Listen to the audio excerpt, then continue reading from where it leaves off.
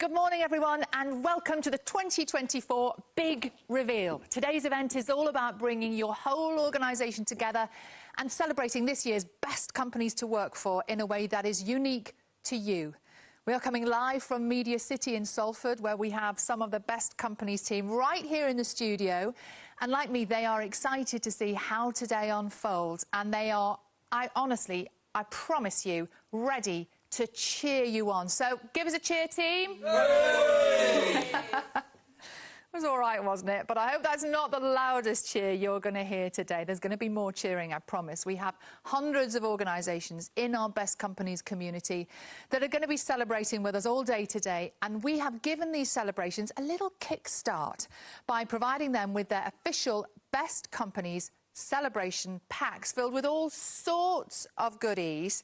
And I cannot wait to see how you have used your packs to fill your space in creative ways. I hear there are some red balloons to go with my red suit, maybe 99 red balloons, maybe more, along with some bunting, some confetti cannons, more on those later. We might see a little bit of exploding going on to mark the occasion. And who knows, some of you might even have some fireworks from the other night, perhaps some pretty sparklers, maybe even a banger. If you know what a banger is, that's me showing my age. But anyway, we are all looking forward to finding out how you have chosen to celebrate today. That's the theme of today's celebration. We're going to be joining organisations live up and down the country to find out exactly what everyone is getting up to. And do get in touch on social media with your pictures and your messages throughout the day. And you never know, we might dial you in live or give you a shout out. You can see the details at the bottom of your screen right now. Tag us at Best Companies and use the hashtag 2024 Big Reveal. Now, Best Companies is here in Media City, as we said. It's the second home for Best Companies here. We've been broadcasting live here since May 2021. Our first home, for those of you that don't know, is in North Wales, not too far from here, just outside of Wrexham. Now, I bet some of you hadn't even heard of Wrexham before a couple of Hollywood A-listers transformed the fortunes of its fabulous football club and inspired a whole Netflix documentary charting their journey. Well, we couldn't quite get Ryan Reynolds and Rob McElhenney here to make a guest appearance, maybe next time. But we can go live now to Best Companies HQ to see what they are up to back at base. Hi, everyone. Hey, guys. Wow, there's so many of you, but you all look absolutely fabulous. But hang on. No one quite so good as that fabulous kangaroo I can see there. What have you got? Show me all the tricks and the bunting. Oh, look at the kangaroo. Now, I've got a feeling that that might be a little tiny bit of a giveaway for what we have got planned for the rest of the day. But to get more information now, let's join our senior leader, James Austin, who is going to give us a bit more detail. James, what have you got in store for us? I'm a little bit jealous about your breakfast and your bunting. Morning, Sally. Yeah, plenty of bunting. We're all here to celebrate. I've got to be honest, there is probably some apprehensive looking faces behind us because we don't know what we're doing, but we are doing an I'm a Celebrity themed Bush Tucker Trial Day. And I've been reliably informed that there is actually some eating, some smelling challenges. So, yeah, not quite sure whether it's a bit of a punishment, actually, considering we should be celebrating. I think there's probably a few people that would rather be in the studio with you guys celebrating as well. I have changed my mind and I am going to stay right here. Good luck to everybody there. I hope you are all feeling very brave. Oh, I love that. It looks fantastic. I'm sure the eating challenges aren't too bad. Now, you might have noticed there was one very important person missing from the celebrations back at base, and that is, of course, Best Company's very own King of the Jungle, founder and CEO, Jonathan Austin, who joins us here, of course, live in the studio. Morning, Jonathan. Now, where's your Sally. King of the Jungle crown?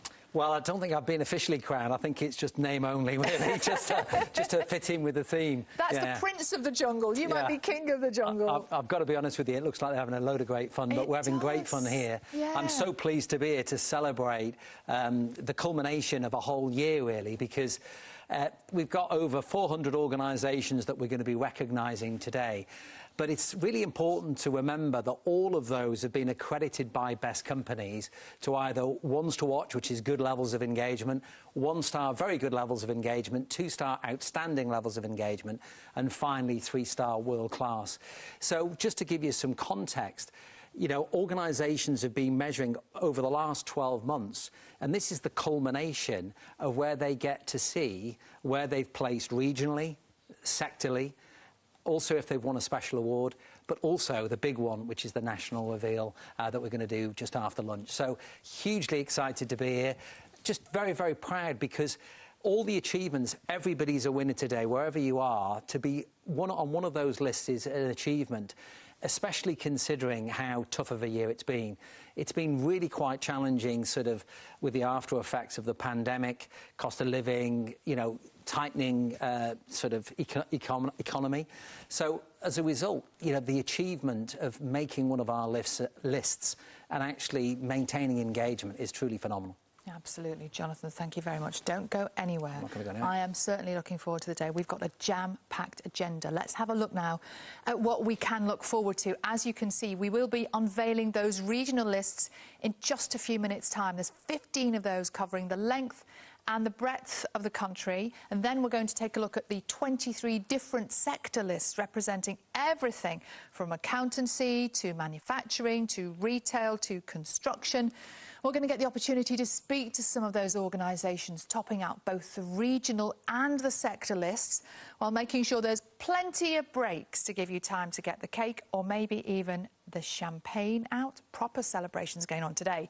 Before we unveil our special award winners starting at 11 a.m. Now, once we have unveiled those individuals and organisations excelling in our 5 special awards, we then planned a really good break, a 2-hour break at midday. That gives you time to celebrate your regional and your sector success, to go back to your teams. But then we're all getting back together again at 2 o'clock, when we'll be starting off with our Lifetime Recognition Award, and then into what we've all been waiting for, our national list reveals. That's at 2:20. Feels a bit like the Oscars, this, doesn't it? Lots and lots to look forward to between now and 3 o'clock. Now, excitingly, we already have had members of the Best Companies community reaching out to tell us the exciting things they're up to today. So let's join Knapp UK, the logistics and automation specialist with over 270 employees in 20 locations across the UK and Ireland. They've gone from a ones to watch, good levels of engagement, all the way to 2-star accreditation, which is outstanding levels in its most recent survey. So to tell us more about their fantastic achievement, we can see them here and we can speak to Jeanette Newsham, Head of HR. Morning, Jeanette. How have you done it? Morning, Sally. Morning, Jonathan. Yeah, it's been an absolutely fantastic journey for us. Yes, we are looking forward to celebrating today. We've gone from 1 to watch to 2-star. So I'm here with the board members. We've got lots planned. It's really exciting. So we can't wait. Tell me about this thing I've heard about, which is the Knapp Spirit. Yeah, so the Knapp Spirit is the culture that we create here. So it's all about family. We are a global organisation operating in over 50 countries. And when an organisation grows the way we've grown, it's really hard to maintain that family culture. But the Knapp family are still very much part of the day-to-day operation. And they're really passionate that we keep the family feel and the family culture. So we work together, we support each other. It really does feel like a home from home. We spend so much of our lives in the workplace. It's really important that we have each other's backs and that we create an environment that everyone wants to come to work every day. We don't have a blame culture here. So like any family, if mistakes happen, we work together and we pick up the pieces. And I think that has really enabled us as a business to be really successful and our people to thrive. Oh, well, you are a role model for success, and I'm very jealous about those chocolate cakes and that pink, what looks like Oh, fizzy absolutely, wine. yeah. We've got chocolate cakes, we've got fizz, we've got a sweet steak to guess where we're going to come in the national list, with the money that we raise being donated to our charity of the year, Macmillan. So we've got lots going on, and lots of people are joining us for lunch later. So, yeah. Brilliant stuff, Jeanette and all the gang. Thank you very much indeed. Thanks ever so much. Lovely to speak to you. Yes, and you too. Look at this, balloons and everything. You have a great day there in Oxfordshire, and keep working the way that you are doing, because it is brilliant. OK, let's get stuck now into the first of today's reveals. We're starting with the regional lists. So when prompted on screen, you simply need to select the region that you would like to watch. We've got 15 minutes for this segment, so if you're in one of the smaller regions and your list finishes before we come back on air, maybe watch another reveal. So simply click on the buttons on the bottom right of your screen. This is your moment. Enjoy it.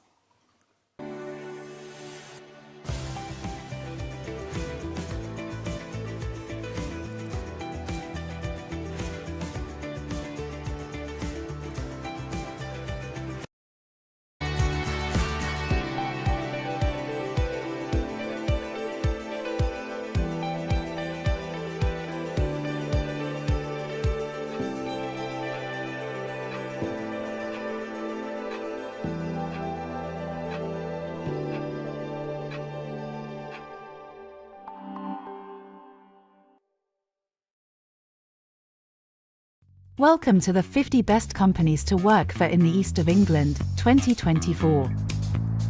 Counting down the top 50. Vet Partners. The veterinary practices that believes in being approachable, respectful, collaborative, supportive, and dedicated. And at 49. Pinnacle Consulting Engineers.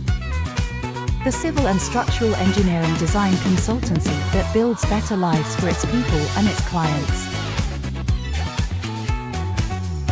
At number 48. Broadland Housing Association. The housing association that recognizes the importance of looking after the well-being of its employees and its tenants. And at 47. Biffa. The recycling and waste management company that wants to help protect the environment and save the planet. At number 46. The Works. The retailer that strives to create a workplace where employees can be proud and passionate, fun and creative, and confident and honest. Ranking 45th. Utilize. The IT managed service provider that believes in fostering a strong company culture, with emphasis on creating a collaborative environment. At 44. Longhurst Group. The housing organisation that believes in standing together as one team, with one vision to make a difference to people's lives. And at number 43. Rickard Luckin.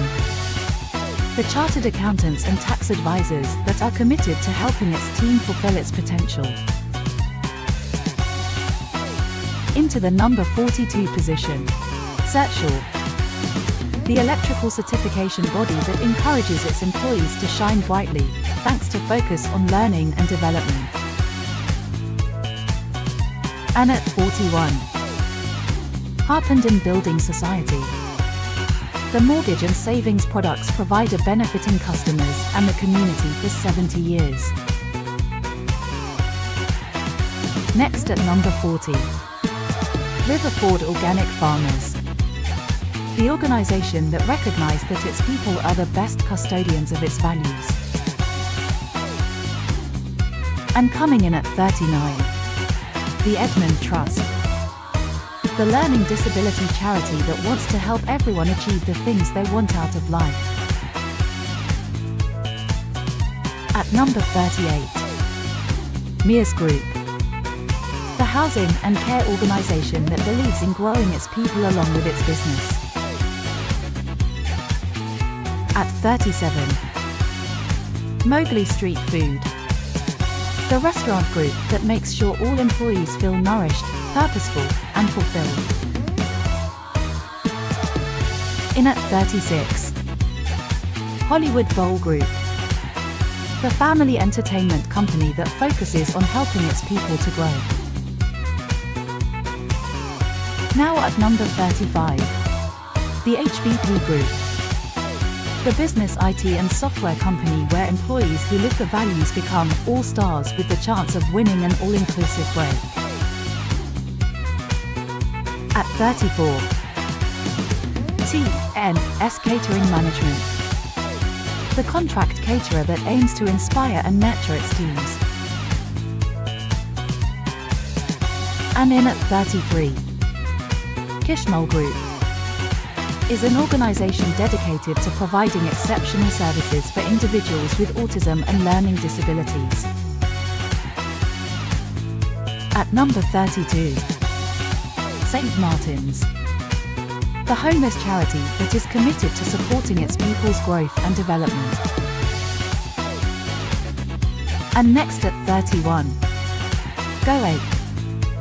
The adventure-loving, employee-owned company with a strong commitment to being a tremendous place to work. In at number 30. Lumilinks.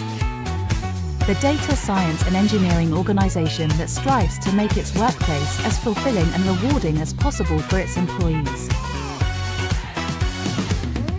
Taking number 29. Price Bailey. The accountancy and business advisory firm that is committed to helping its employees to grow. In 28th place. Inspired Villages. The retirement community operator that wants to offer its residents and its colleagues the best years of their lives. At 27. LSI Architects. The architectural practice that sees its employees as its greatest investment. And at number 26. Keach Hospice Care. The adult and children's hospice that recognizes the importance of developing its people managers. Counting down the top 25. HSL. The furniture manufacturer and retailer where colleagues are encouraged to showcase their different skills, talents, personalities, and superpowers. In at 24. Warranty First. The provider of used vehicle warranties that strives to win and celebrate everyone's achievements. In the number 23 position. Blue Arrow. The specialist staffing company where new starters are given a Ride the Roller Coaster advice guide to help them prepare for their first 3 months. At 22. Maine. The engineering industry recruitment agency that describes itself as a community of driven individuals committed to making a difference. At number 21. Crafted. The digital marketing agency with the mantra, go deliver, go together, go beyond. In at 20. CAE Technology Services. The IT solutions provider that believes that amazing technology needs amazing people. At number 19. Bayfields Opticians and Audiologists. The retail organization that believes in creating world-class practice managers. Taking number 18. Why Boston Lakes Resort. The thriving business and leisure destination that champions a strong, inclusive team culture. In 17th place. House Percival LLP. The commercial law firm promoting an environment where everyone feels they belong. And at 16. Burkitt Long LLP. The law firm where the golden thread that runs through the organization is community. In at number 15. M&DH Insurance Services. The insurance broker that lives by the saying, work hard, play hard. Coming in at 14. Hobbycraft. The arts and crafts retailer that maximizes its people's talents, giving them the skills they need to grow and fulfill their own passions and businesses. At 13. Crossroads Caring for Life. The charity that knows the best way to care for its clients is to offer the best possible environment for its staff. At number 12. Furniture Village. The furniture retailer that takes the time to get to know its people. And at 11. Love at Parks. The leisure and hospitality organisation that fosters a culture of respect, innovation, and attention to detail. Counting down our top 10. Alzheimer's Research UK. The UK's leading dementia research charity that empowers its employees to have the autonomy and responsibility to carry out their role. In at number 9. Morsung Group. The global design consultancy with a community feel. At 8th place. Havers. The organisation proud to provide great jobs in a supportive environment for happy, confident, and upbeat employees. At number 7. UK Power Networks. The electricity distribution network operator that believes happy employees are motivated employees. Next at number 6. Cook Trading. The ready meals supplier that believes there is more to life than making money alone. Let's see who's made it into the top 5. Quanta Consultancy Services. The recruitment agency that believes in creating a culture where everyone works together as one team. In 4th place. Costello Medical. The healthcare communications agency which is committed to its company values and to creating a fun, friendly, and innovative workplace. At number 3. Merz Aesthetics. The pharmaceutical aesthetics provider that aims to help its clients and its colleagues to look better, feel better, and live better. Making it to the number 2 position. Beaverbrook. The jewelry and watch retailer that's been enriching the lives of its customers, staff, and communities for more than 100 years. Finally, at number 1. Softwire. The software development company that strives to have a positive impact on its colleagues, clients, and the community at large. Congratulations to all those that have made the East of England list for 2024.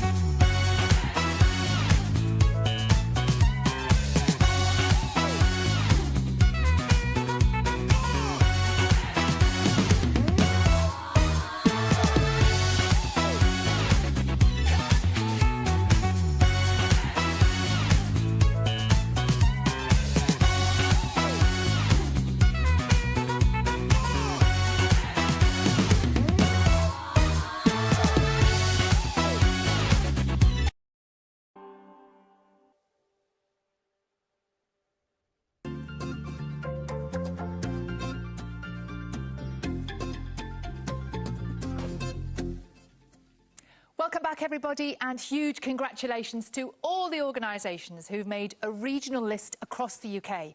Now, it is still pretty early, but I'm also sure I can hear the sound of corks popping in some places. Let's get some live reaction right now from one of our regional winners, shall we? We're going to go live to Cook Trading.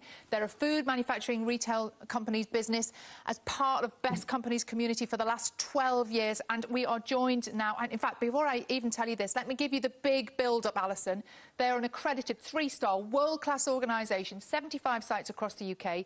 They've just been named #1 company to work for in the West Midlands region. We're going to talk to Alison Payne, who is Cook's People Director. Alison, congratulations. You've done fantastically well in the West Midlands, but across all regions, and that's so important, isn't it? Oh, it really is. We're very fortunate. We're growing as a company. We've got a really ambitious new shop opening plan, and actually to be #1 in the West Midlands is absolutely incredible. That's one of our newer areas. We have some fantastic shop teams there, and actually being a Best Company really helps with recruitment. So having the logo on the window when we're in new space, new territory is just so helpful. And it does draw people in to actually want to apply to work for us, which is really fantastic in this really tough market at the moment. And Alison, I can't help but notice you have a Best Companies award behind you. Yeah, we're very proud. Yeah, that was a food and drink sector. It's a little out of date. We're hoping for another one maybe later. Yeah. But yes, we've consistently surveyed every year since 2012. It just gives us such useful information. So, and we're always proud if we really, the big thing is the learning we get from all the data, but ultimately if we win something on top, we're always happy. Now, tell me about this. I am intrigued by this. Churchill's Pig Week, which I know is a communication initiative. Tell us about that. Yes, so Churchill's Pig is one of our values. The pig was Winston Churchill's favourite animal. A pig looks you in the eye. So that value is all about open, honest feedback, treating everyone as equals. So about 6 years ago, we said, actually, we need to hear from everyone across the company. So you can write to Churchill's Pig all year round, but what we do now is for the last 6 years, we have 1 week where we open up the dialogue. So send in any feedback, idea, suggestion. If it is a moan, that's great, but maybe help us try and fix it. Leave a name, you'll get a personalised response. And also for the last couple of years, we've had a live Q&A during that week with our co-founders. So we just get really helpful information, things that we don't even realise. It's often the little things that we can fix quite quickly. And I'm absolutely confident that our rate of response in terms of Best Companies feedback, so we had 2,200 comments this year on our survey. And I think it's because people see that we do listen and act on the feedback. So it's been really, really helpful for us to keep learning and keep improving. Alison, that is so true, isn't it? It's those small details that really matters. Congratulations, well done. I hope you are all celebrating. Congratulations. Thank you very much. Huge well done to all of our regional winners. That's really got the energy up here in the studio, and I know with all of you watching at the moment. Don't forget, we would love to see how you are celebrating on social media. Share your posts using the information that you can see on the screen right now. We want to know what your regional celebrations look like. Is it a Manchester Pale Ale? Is it perhaps a pint of real ale if you're in Yorkshire in the Humber? We are intrigued. So let's keep that level of energy and excitement going with the sector reveals. Jonathan, why is it important to be recognised as the best in your sector? Well, as Alison said, it's a lot of the sectors are incredibly competitive now. So to be able to differentiate, as Alison said, in a retail context, she's able to attract talent. And so to differentiate yourself from everybody else out there that's looking for talent is really important. And being accredited, either 1 to watch, 1 star, 2 star or 3 star, and appearing on the lists is a great opportunity to differentiate, but also to learn from the data. Absolutely, Jonathan, thank you. So without further ado, let's take a look now at the all-important sector reveals. Now remember, if you're in a smaller sector and you want to watch another reveal, once yours is finished, simply choose another using the buttons on the bottom right of your screen. Regardless of where you've placed, everyone on our sector list has achieved our accreditation standard and they're leading the way in their chosen field. That is definitely something to celebrate. So let's take a look.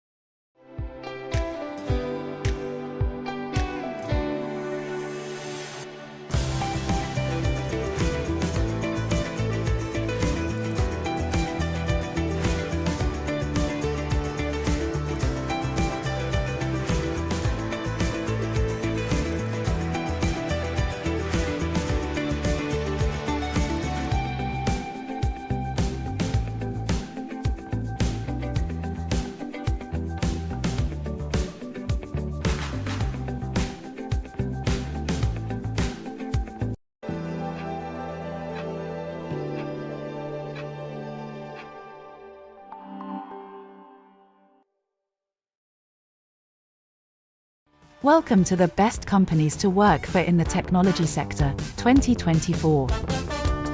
In at number 30. Iconsys.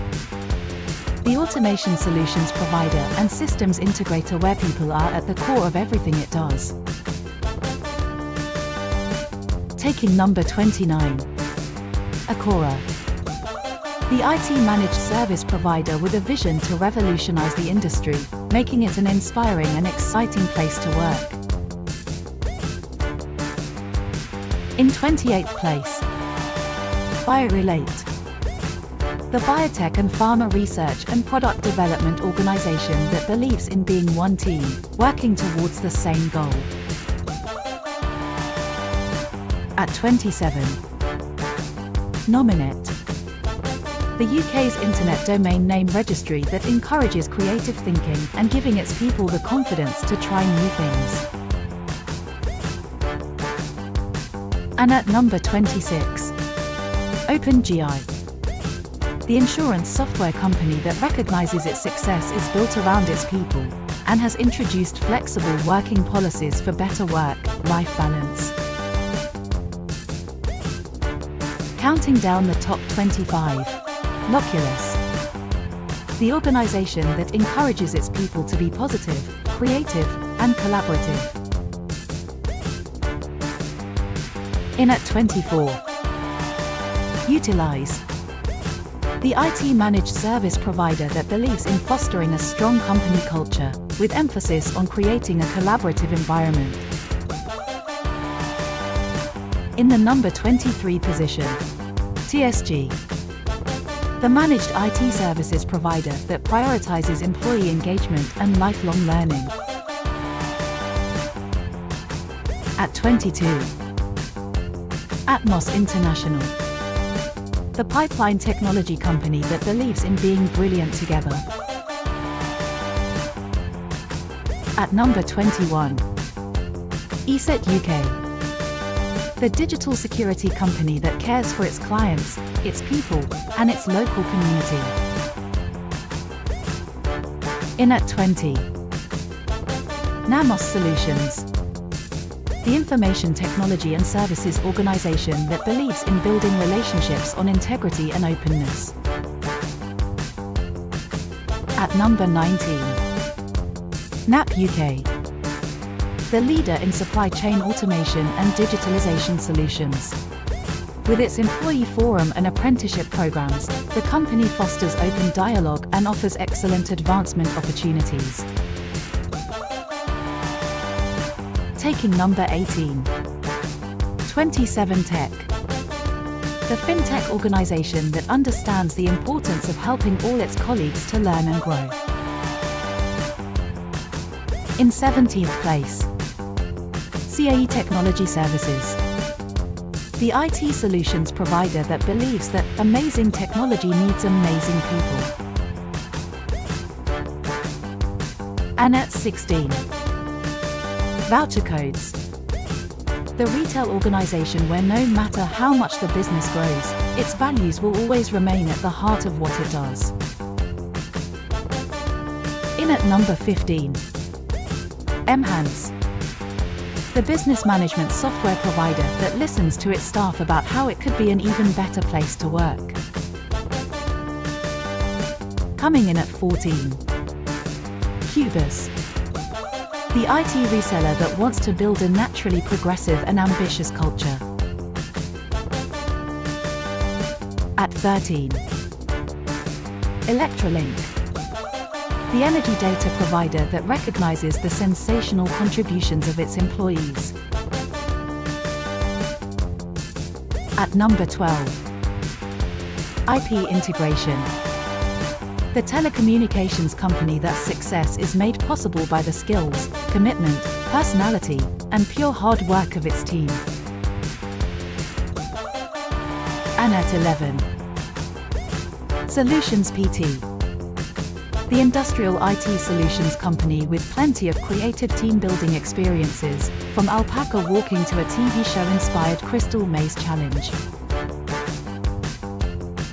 Counting down our top 10. Transparity. The customer-centric Microsoft Pure Play technology partner that strives to create a safe, inclusive, entrepreneurial, and successful environment. In at number 9. CyberLab. The cybersecurity company where organizational clarity is essential to its success. At 8th place. Sumo Group. The global game and visual development studios that believes in achieving wonder together. At number 7. Eagle Eye Solutions. The SaaS technology company that believes its employees are the heart of the business. Next at number 6. Ethicode UK. The technology company that believes real change comes from understanding of an employee's goals, ambitions, relationships, family life, and aspirations. Let's see who's made it into the top 5. Planet IT. The IT support and solutions firm where investing in staff training and rewards has been the bedrock of its success. In 4th place. CompuTeam.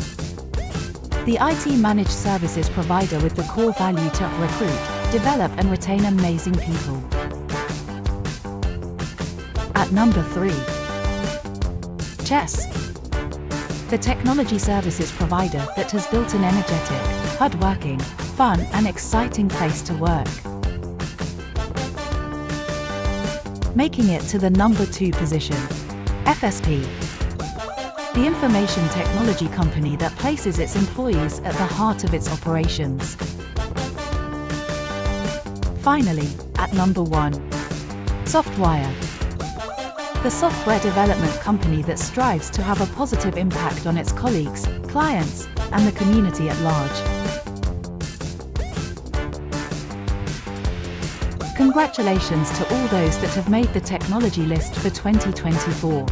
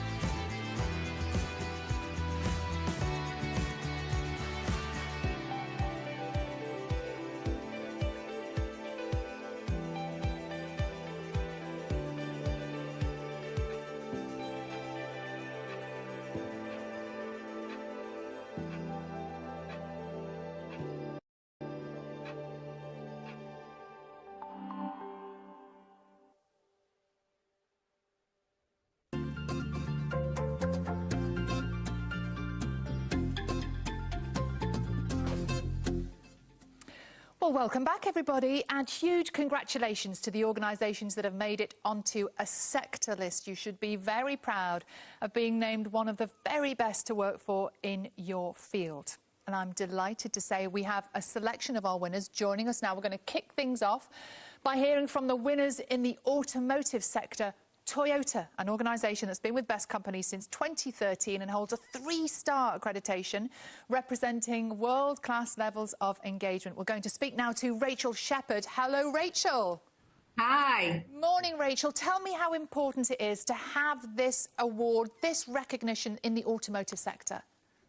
Well, we're really proud of it. We're really proud of our association with Best Companies, and we know that our people are really proud as well. So they often, we hear it in recruitment. Your previous speaker mentioned that. So when people come to join us, we know they've researched us, and they say that it's great to hear that you're Best Company, and we've heard about the things that you're working on. And our teams are really proud of it as well. So, they can't wait to get their Best Company results, actually, because they want to celebrate what they've done well, but they're also really, really keen to get better all the time. Continuous improvement is a core value for Toyota, so it's very much embedded in what we do. And our managers are really, really proud if they're, if they have a 3-star or a 1 or a 2-star accreditation, because they take it really seriously, their role in developing people. So overall, we really use the data within the organisation to make us even better, and it's at the heart of what we do. You mentioned managers, and I know managers are incredibly important for you. How do you support them in their development? Okay, well, absolutely. We understand that, for an employee to be really engaged in work, they need to have a really good relationship with the manager. So we really focus on how we develop our managers. So we run a series of management development programs, and the aspects of those management developments really reflect what we're about at Toyota. So we develop skills around delegation, decision making, coaching, and how we kind of develop high performing teams. And coaching is really at the heart of what we do at Toyota.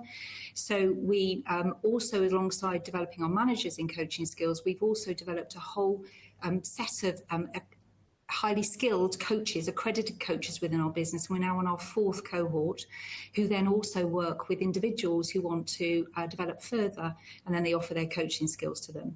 We're on our 4th cohort, as I said, and people can apply to be a coach. And I think this says how aspirational it is within our organisation to be a coach. For 12 places this year, 50 managers applied. So I think that says something about how people see the importance of coaching in our business, the value, but also how they want to be better at it. Wow, that is fabulous to hear. And tell me, if you pardon the pun, what fuels this culture in your organisation? Sorry. We don't mind the pun. One of Toyota's key values is respect for people. And that really is at the heart of what we do. And we really know that the people, however good our process is, it's the people that apply them. And for us to get better, we need to really know and understand how our people work, how to make them better, and listen to them. Because they're the ones that are facing off to the customer to understand what we can do better. So that's really at the heart of what we do. And I've always been amazed at how much time within Toyota managers and our senior population, our directors, all spend focusing on people, whether that be about the conversations we have. And we spend time, I know it sounds strange, but we spend time skilling people in how to have great conversations. So that's a very balanced conversation between the manager and the employee. And we spend a lot of time talking about people's development. We have conversations with everybody about their performance and their potential 4 times a year. We spend lots of time also around kind of aligning performance and potential in the organisation and having conversations about succession. So conversations and talking about people, but really wanting to help them develop is really kind of core to our culture. And we're really proud of the fact that people are, really proud to work for Toyota, but they want to stay with us. So I think that says a lot about, how we treat our people, but how we develop and grow them. So we spend also a lot of time looking at how we can move people around their business and develop their careers. That is fabulous to hear, Rachel. Thank you so much for talking to us today, and do enjoy the rest of your day. We will. Thank you very much. Bye-bye. Well, next up, we're going to go live to Total Care, the 2-star accredited winners of our manufacturing sector list, who've been part of the Best Companies community for the last 3 years. I'm delighted to say we're joined by Jack Webb, who is HR manager there. Morning, Jack. So you've been promoted right up to the top. Yeah, it's absolutely amazing news to find that out. So thank you very much. But thank you really, most of all, to all our employees. It's been a bit of a journey over the last sort of few years. We've grown so much. Our headcount's increased by about 30% in the last 12 months alone. We're finally getting to a point where people can be in the right position to do the right job that they were really employed for. Yeah, really fantastic. Jack, tell me, do you normally have all of these balloons in your office? No, so this is all a complete lie and a show and a setup for just for you. I love the set dressing. Now, Jack, tell us about the rule framework that you have in place. What's that about? So it stands for, let me see if I can remember it rightly, it stands for relationships, understanding, lean and efficiency. And really the big core of that is kind of understanding what everyone else does in the business. So the big part of that is what we call our Time in Their Shoes initiative. So that is when people from one department will go and spend a whole day or a little bit longer completely embedded within another department, because we think at least then everyone understands what everyone's role is and how their role fits in within it. And we find that it avoids that conflict that sometimes occurs, especially when departments might be on different floors, but they interact with each other a lot. So it's really about understanding what everyone else does and how your role fits within it. And tell me this, you have a Ministry of Fun. What's that about and how does that work? And can I join? Absolutely, the more the merrier.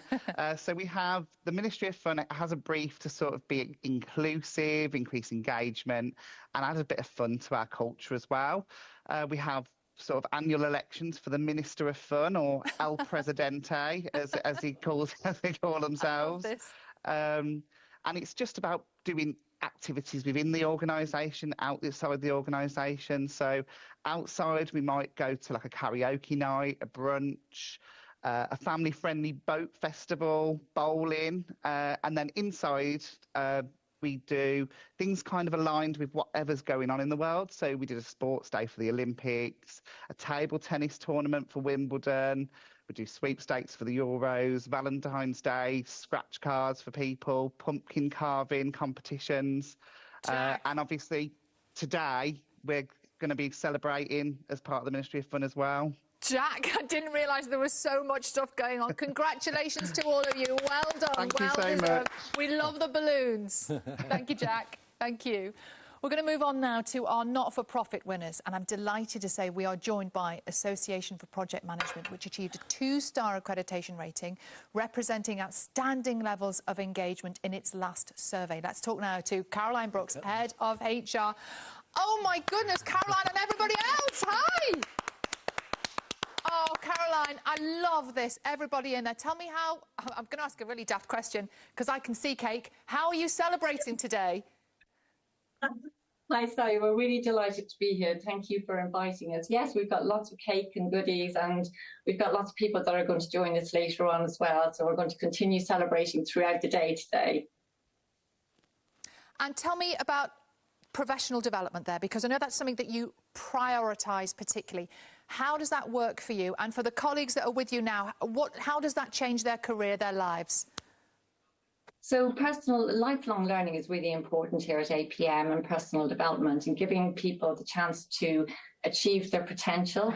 And we do this in a number of ways across the organisation. We are embedding a coaching culture at APM, and we feed coaching into everything that we do.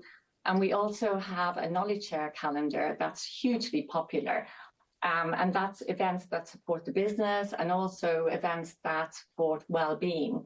And some of those knowledge share sessions are, on time management, on change management, and also some of them on the well-being side are, we've got people that have hobbies that they're more than happy to share with us.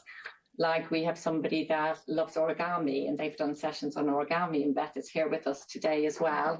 We've also delivered sessions on mindfulness and on Pilates.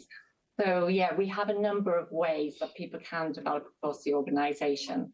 Oh, that sounds fantastic, Caroline. It sounds absolutely brilliant. I love the origami and the Pilates, and I particularly love the Best Company's little motto there, that flag, enjoy the moment. Enjoy today, everybody. Congratulations. Really well done. Eat some of that cake for me. That would be great. These dial-ins are fantastic. I love all these happy people. Let's go to another one, shall we? Next up, we are joined by the winner of the consultancy list. That's the Oakland Group. We're going to go now to Ella Smith-Dunn, People Operations Partner. Hi, Ella. Lovely to see you. Hi, everyone.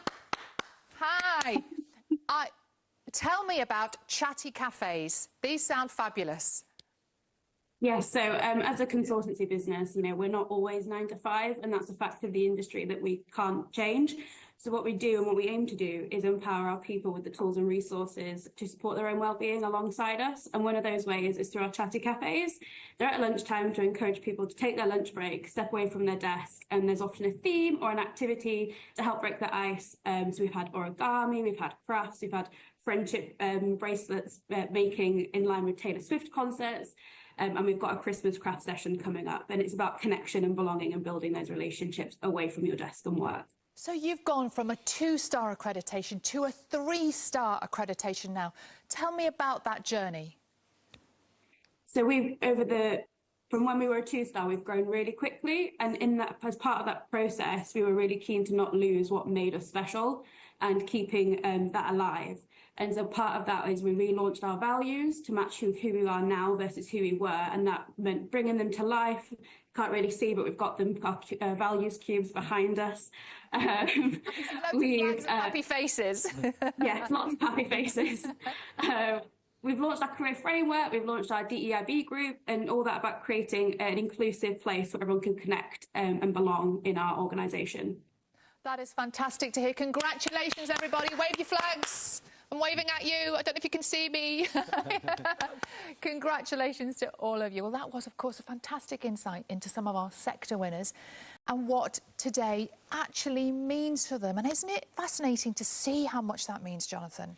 It's a huge achievement to be able to top out your sector list. But what I'm particularly interested in is when we talked about the Wool framework, about getting departments and teams working together, that's the one thing that we've seen as being the most challenging post-pandemic, especially with different ways of working. So any initiatives that can bring teams together is fantastic.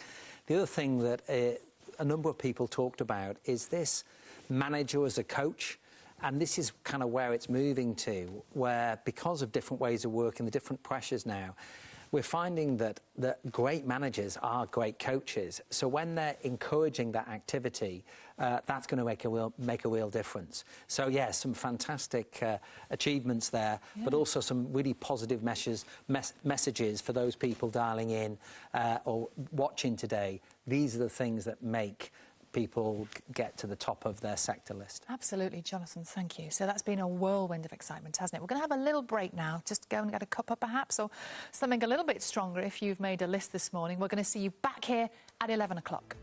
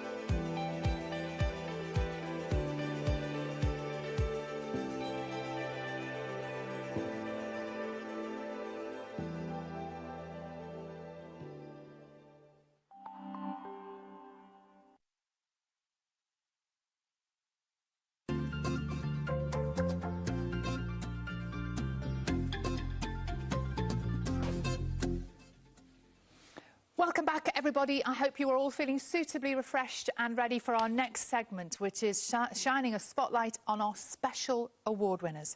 First up is the Learning and Development Award. And Jonathan, what can you tell us about this one?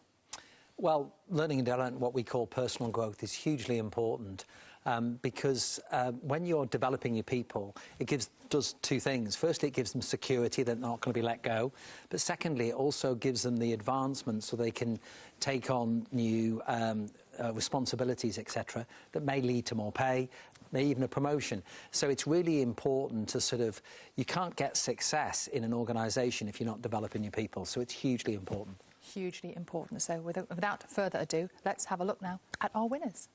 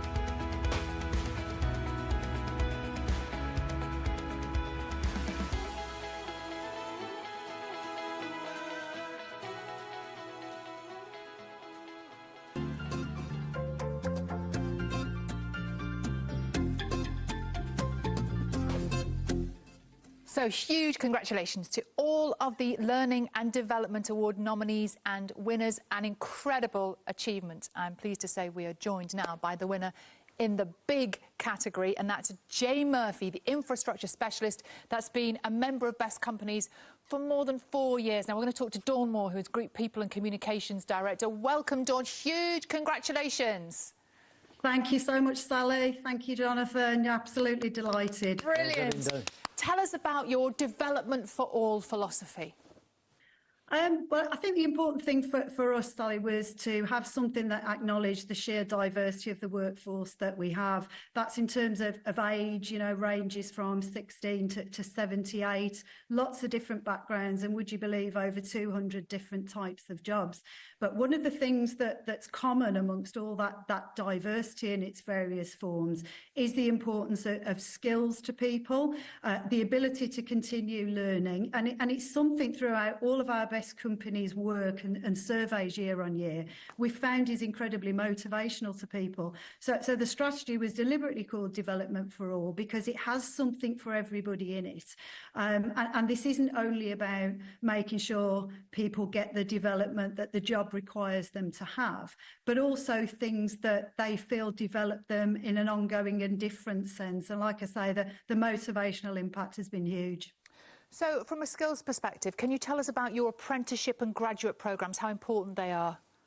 Yeah, I mean, absolutely vital to securing the future of our sector. We're very fortunate, that there are lots of big infrastructure projects in the pipeline in all of the countries where we operate, which is the UK, Ireland, Canada and the US now.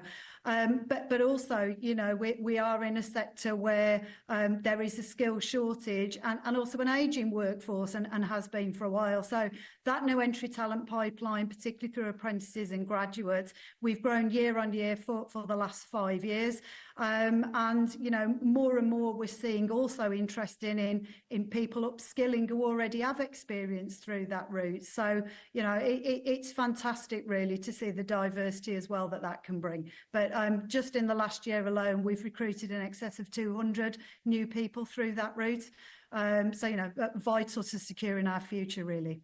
Dawn, congratulations. I love how your backdrop is lots of workers cheering. Very appropriate. Well done. Thank you, Dawn. Thank you so much. Thank you. Well done. And Jonathan, a real worthy winner there. They're just incredible. They're 2,500 people in the UK, and they're just very creative, innovative. They do all sorts of things to really develop the people. And part of the challenge you've got is a sector that isn't necessarily attracting new people into it. So these are vital. They're the right thing to do, but it's also good for business. So is it retention then? Is that the thing Well, it's attraction. It's attraction into that sector, you know, Yes. and getting a diversity, Yes. because there's a lot of people in Murphy's that are in sort of middle age type thing. How are they getting the new people in? And those initiatives are helping them that. Jonathan, that's good to hear. Thank you. So let's move on now to our next special award. This time it is well-being. This is an important one, isn't it, Jonathan? It's massively important because of the 8 factors that we measure, the 3 factors that drive engagement: leadership, my manager, personal growth. People want to be well-led, well-managed and have growth and development opportunities, as we've just heard. The thing that can kill engagement is if there's a lack of well-being. So it's really, really important that organisations focus on the well-being of their people. That's why, you know, the award winners so richly deserve this, because they have been doing just that. Jonathan, let's have a look at them right now.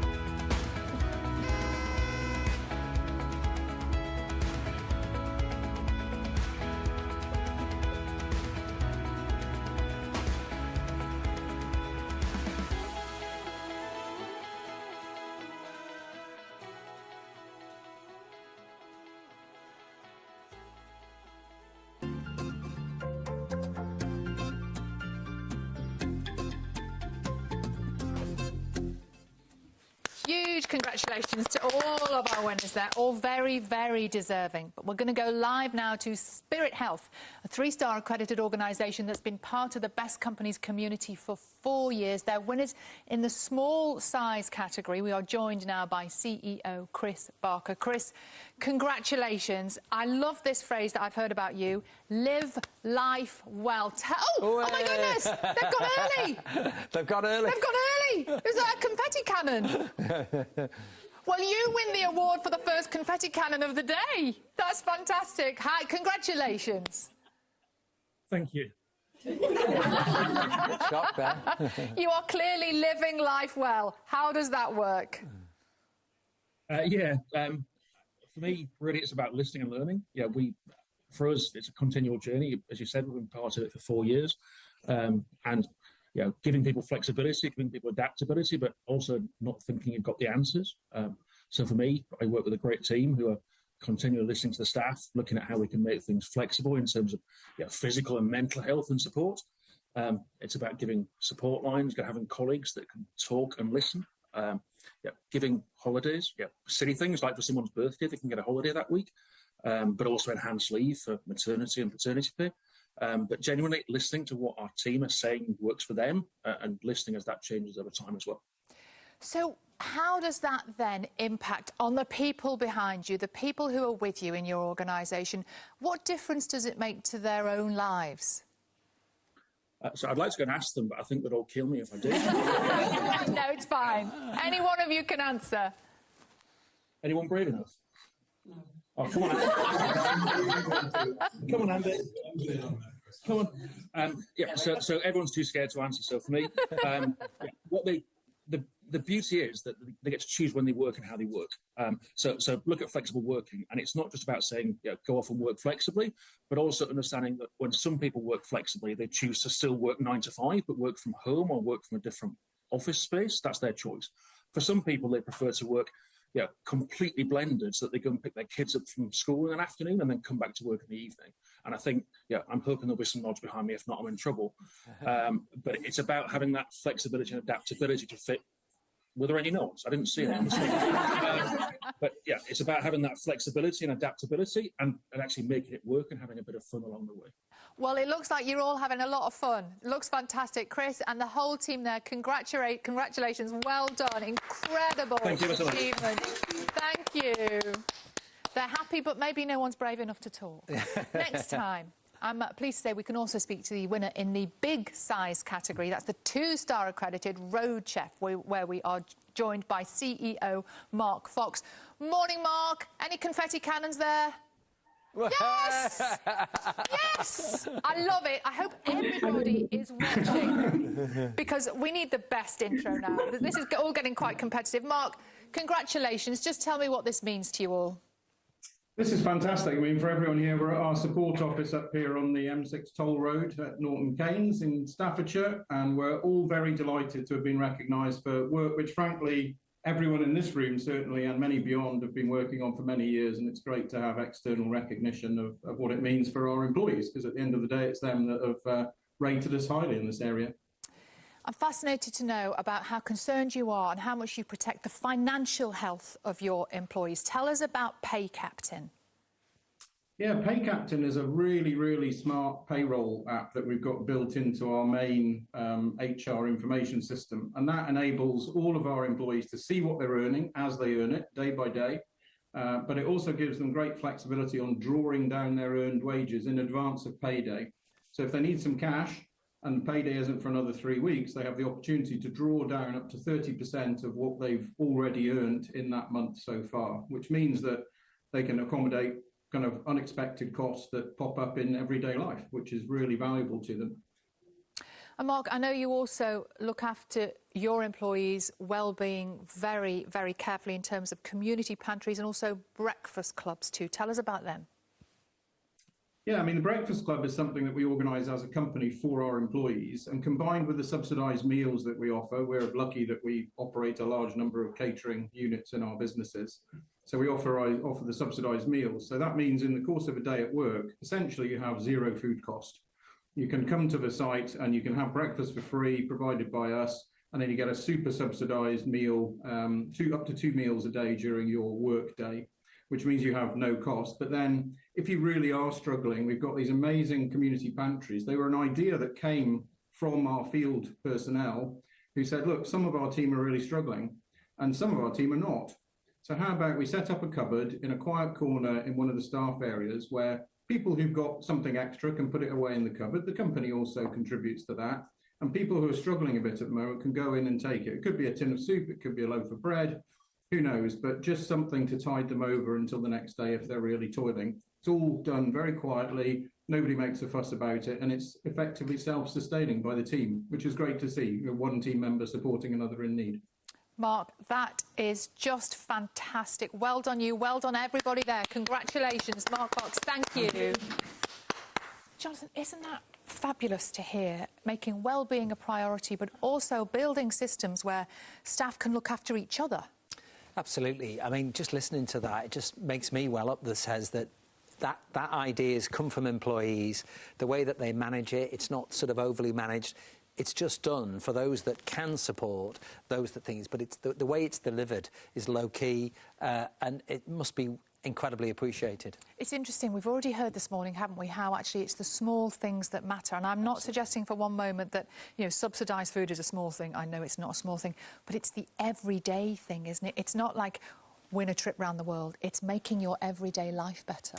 And I think that comes down to the watchword of listening. If we're listening to people and allowing those ideas to come up, those are the things that make a real difference, massively, Really great to talk about that, and I hope that's something we can expand on throughout the rest of the day. Everybody looking after each other and just making everybody's working lives better day by day. Absolutely. Thanks for that, Jonathan. Right now, we're going to take a look at all of our winners.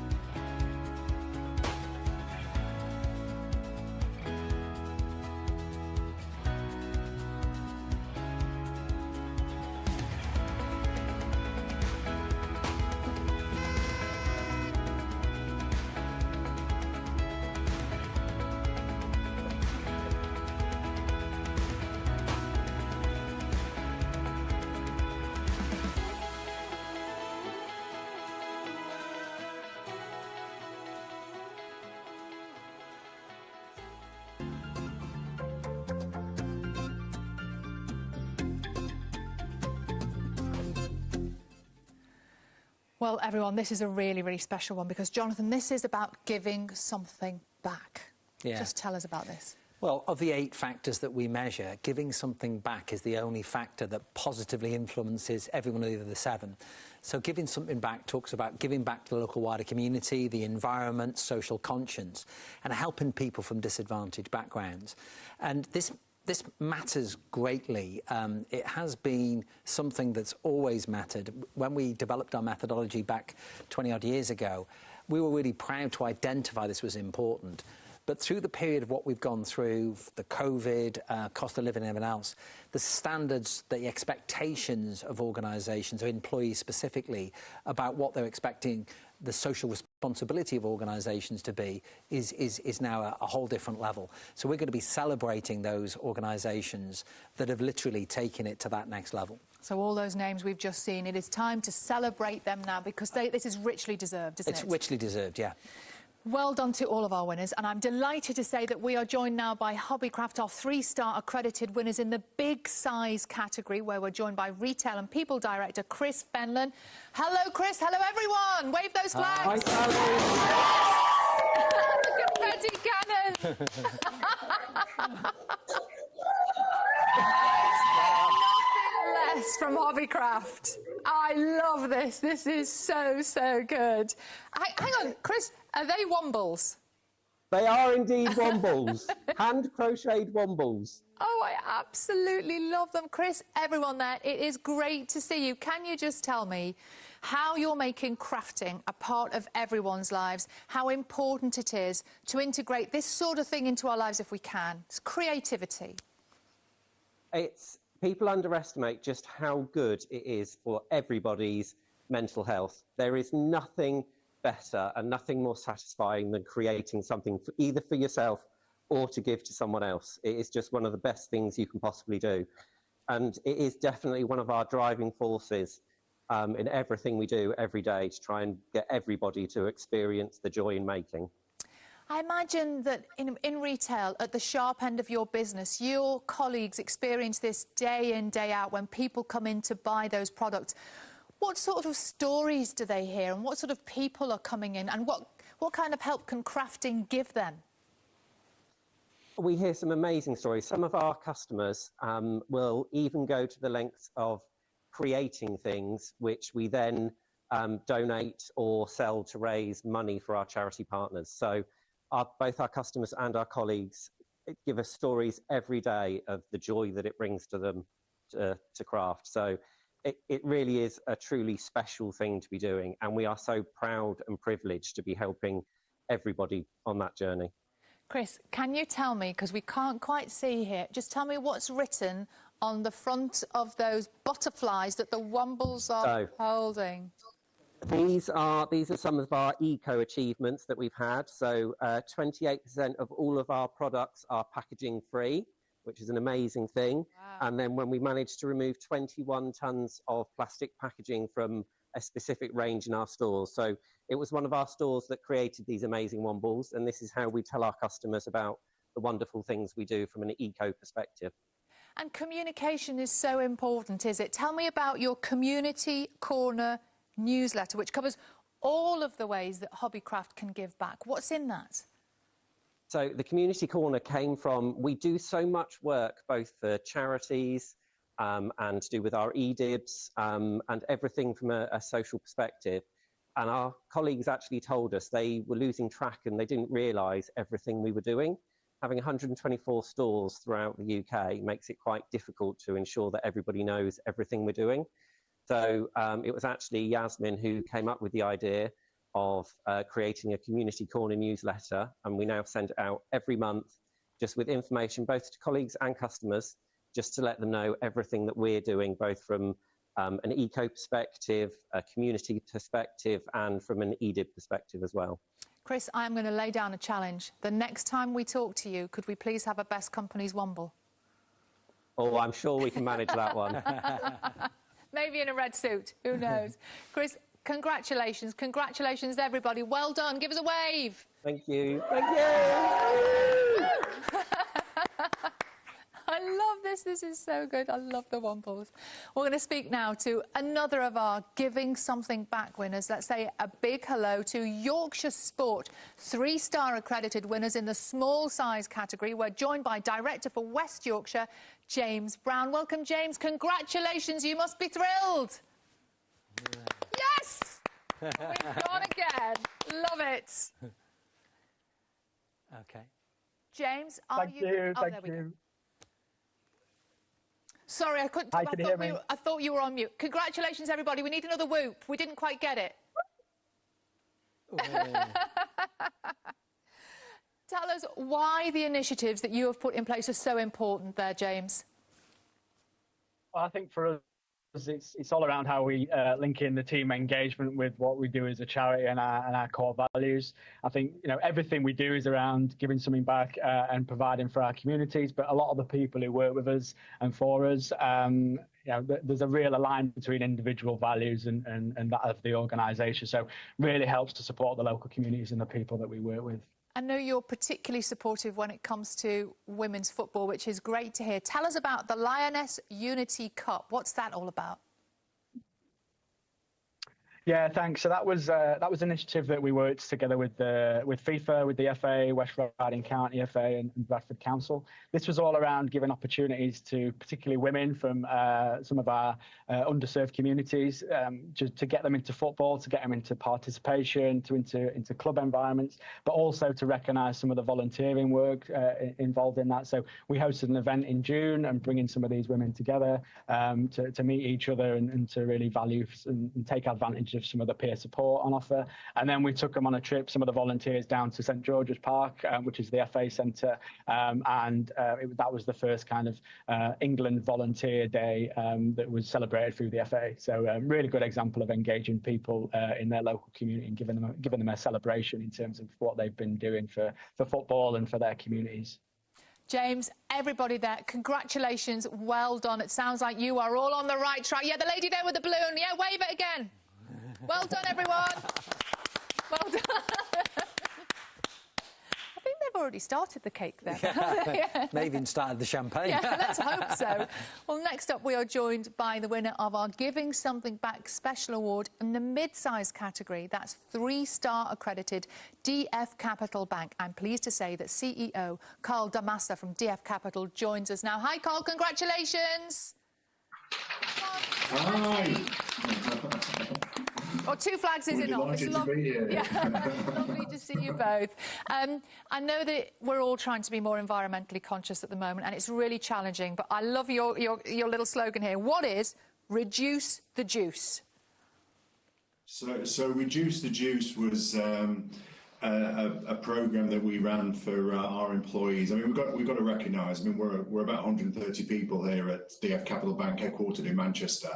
But you know, we're not going to change the issues that face the global world as far as climate change is concerned. But we can do our bit. So we laid down the challenge. We worked with a partner on hand who presented our employees with a whole array of different environmentally conscious initiatives, and from simple things like walking rather than driving your car or using public transport, even just hanging the washing out and not using the dryer, or even being brave and moving from your perhaps energy provider into somebody that provides renewable energy. And across the firm, over the 12 months, we managed to save about 13 tonnes of CO2. And one of our employees, Laura Harper Bond, who really embraced this, I mean, she was like a Trojan with this stuff, on her own saved almost 2 tonnes of CO2. I mean, that's the equivalent of doing about 19,000 miles over a year in a gas guzzler. So we recognised her by providing her with an electric bike. It's a good way of trying to help the environment, which is one of our core values, but also having some fun and galvanising the team together. Carl, it sounds like you are on it, even in a period of growth at the moment when I know it can be challenging. Congratulations to you and your lovely colleague, who you better name check. It's Lara, and Lara runs all the sustainability for us. She keeps us on task, keeps us focused on everything. So we're delighted that she does this for us. Really proud of the entire team. But Lara coordinates all this. Well done, Carl. Well done, Lara. Congratulations. Well done. Wave those flags. I love that. Now, last but by no means least, we're going to speak to the winner of the Giving Something Back Award in the large size category. That is Stockport Homes, which also has a 3-star accreditation. We're joined live now by CEO Helen McHale. Morning, Helen. Wonderful to see you. Look at this glittery tablecloth and everything. Congratulations! And a glitter cannon. Oh, wow. Well done, everyone. Balloons and flags and confetti and everything. Oh, congratulations. This must be a lovely moment for you.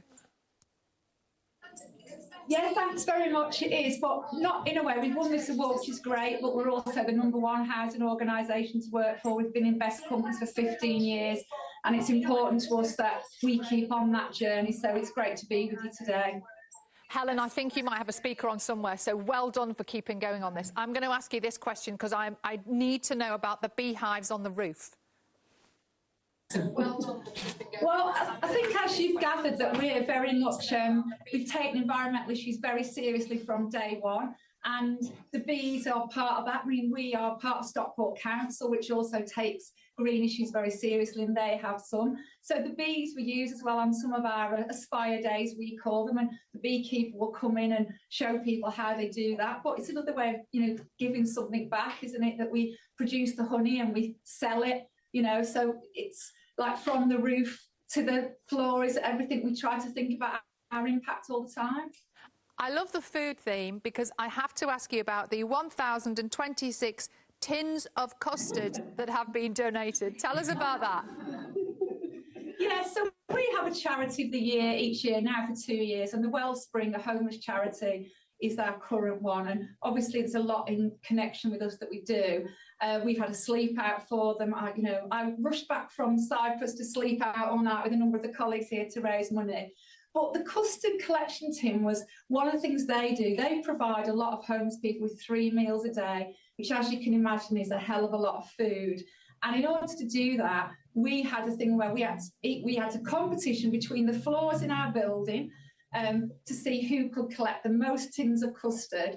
So it was fairly quiet at first, but as it got near, it got very competitive. And people were rushing out to try to win. But within that, one of the things that happened is one of the teams that were really win, somebody went out and they bought 100 tins of rice pudding by mistake. So that meant that floor didn't quite win. So, but we did manage to collect a hell of a lot more tins of custard. So I think, as you see, we link engagement and giving something back all as part of our whole approach to managing our services. Oh, It looks like the most fabulous place to work. Helen and everybody there, congratulations. Well done. And do enjoy the rest of your day. I love that. More confetti. Another confetti cannon. Jonathan, isn't it fabulous to hear from our winners? It is, and the reality of it is, I think in these times of, challenges and doom and gloom and all that sort of stuff, to see what organisations are doing, all of them are amazing. Stockport Homes is a not-for-profit, and actually it's what they do above and beyond. They're constantly thinking about how they can serve their community. And, all the things that we've heard there just make a difference. DF Capital was saying about there's only 130, 40 people, but what is it that we all can do to make a difference to our local community, the environment, social conscience, and perhaps even giving people a helping hand, helping people from a disadvantaged background. So it just lifts my heart, basically, to see all of that. Absolutely, mine too. Jonathan, that's great to hear, isn't it? Thanks very much indeed. Time for a short break right now. Congratulations to all our winners in the Learning and Development, Wellbeing, Giving Something Back categories. And thank you to those that spoke to us here live. Join us back here shortly when we will be announcing our remaining 2 special award categories. We'll see you very soon.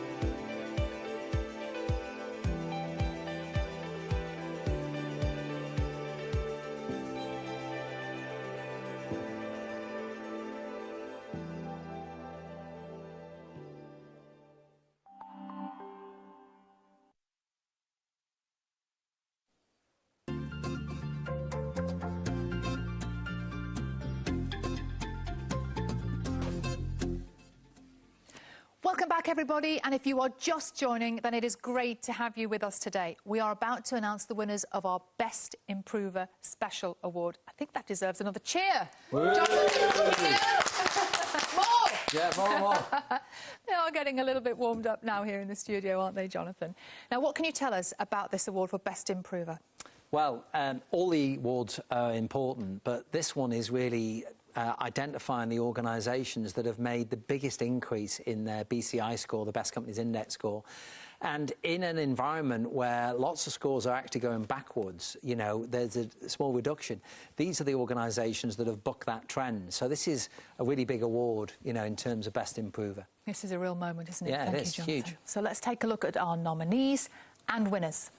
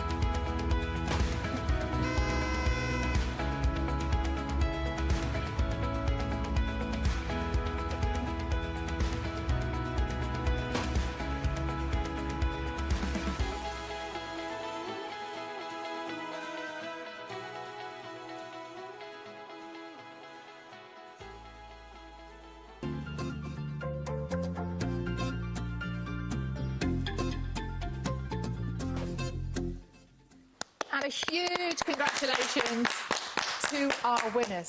And I'm pleased to say we are joined now by UK Power Networks, winners in the big size category. They've been nationally listed for 10 years with Best Companies. They've been committed to continual improvement throughout this time. They're now a 3-star accredited organisation. We're joined by Andrew Pace, Director of HR, and Patrick Clark, Director of Network Operations. Morning to you both. That's good, I like that, a big cheer. No cake, though. Very, very, very good backdrop. How on earth did you manage that? Oh, call it luck, call it a bit of preparation. It's all down to Alex, our colleague here. Andrew, Patrick, tell us how you've got to where you are today. I think it boils down to listening and supporting everybody in the business, and it's a year-round activity measured once a year through the survey. And over the 10 years that you mentioned, we're delighted. We started this journey on about 500 points. Now we're celebrating 765, which I think, led by our boss, Basil, it's all about his strong commitment about listening, delivering and keeping our promises. Never more so than with our operational workforce, who we spend a lot of time with, and I think Patrick would like to say more. So what we do is we actually believe in listening to our employees. You can't make decisions about improving your company without listening to the people who do the work. So every week, every 2 weeks, we go out, the senior executive team, led by the CEO, we meet employees, we have very robust conversations, they challenge us, they tell us things we don't particularly like, but we know it's true, and then we go away, we listen, and we deliver on the things we've committed to deliver. And that creates trust and it improves the performance of the company. That must be quite hard to do in a company of your size. No, it's actually quite easy, because if you care about performance improvement and you care about the employees, we get up at 5 in the morning and we drive up and down the country to meet our employees. It's not difficult. Well, that is good to know. Andrew, Patrick and everybody else, congratulations. Well done. Thank you. Thank you. Listening to your employees, really good, yeah. Next up, we are joined by the winners in the small size category. That is Link Group. We're going to speak now to Head of People, Rachel Rush. Rachel, welcome. Congratulations, everybody. Yay! I love this. Everybody crowded round the Zoom. This must be a really special achievement for you. Oh, it's amazing. The confetti cannon at last. It's brilliant. We're so amazed that we've got this award. You know, it's a fantastic achievement, and it's everybody at Link, with everybody in the London office, and we're all our other offices around the globe are all tuned in to listen to this. So it's everybody. Yeah. Hello, everybody. Then I feel like we should give everyone around the world a wave. Yeah. Look at the red bow tie as well. I love the red bow tie. Yeah. Look, oh, there they are. They're right back on that other side. This is a zoom of a zoom of a zoom. Yeah, yeah. This is very clever. Rachel, I know that one of the things that you are particularly committed to is progression, not standing still. How do you keep focus on that and keep that momentum going? It's listening to our staff. You know, we launched our IVP this year, but that was just our starting point. You know, it's developing peace.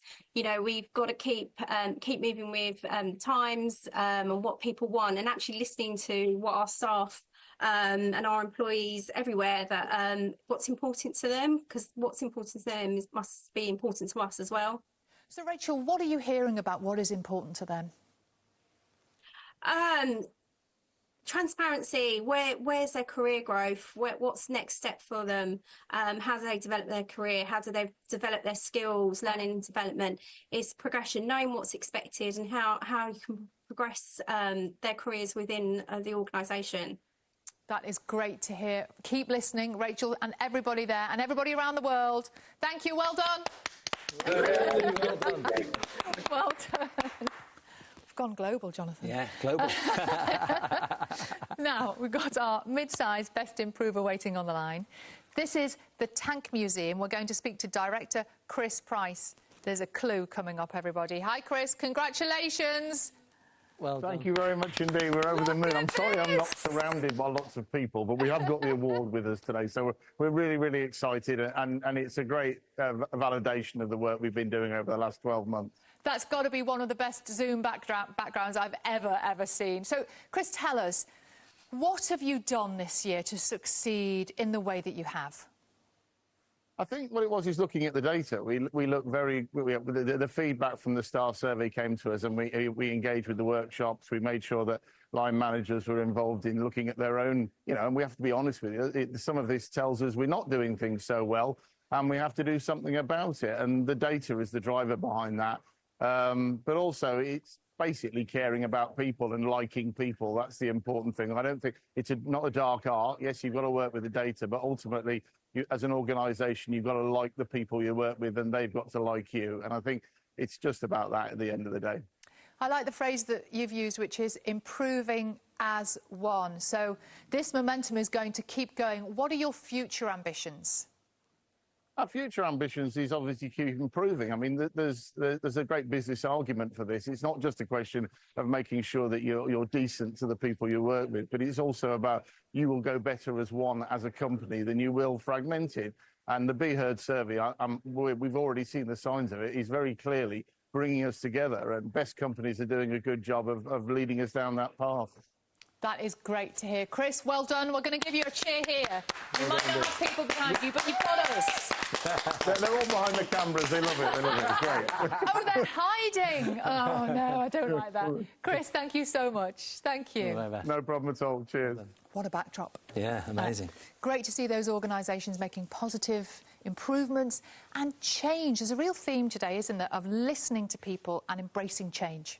Yeah, because change is the watchword now. At the end of the day, even in retail, where you'd think it was the same as pre-pandemic, it's changed because one of our clients, Admiral Beaverbrook, basically said that their managers, the expectation on their managers now is 24/7.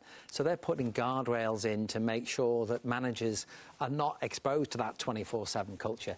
So there's not any sector that we measure that hasn't been impacted in some way by the change of ways of working that COVID catalysed, basically. So, yeah, it's a challenging environment, but for those colleagues to actually actively listen, act on the data, and to improve, absolutely fantastic. What a day so far, Jonathan. Yeah. We've learned a lot, even just this morning, Absolutely, haven't we? Yeah, Jonathan, thanks very much indeed. Well, now it's time for the last of our special award winners to be unveiled. Jonathan, this award is for Best Leader, and this one is really meaningful, isn't it, to the nominees and the winners? What a title for an award. Yeah, well, it is, because it's 100% employee survey, so there's nothing that is, you know, there's no subjectivity. It's about responding to those questions about the way that you feel led in your organisation. And we're going to see some incredibly incredible winners of that leadership award. Jonathan, let's have a look at them right now. These are the winners.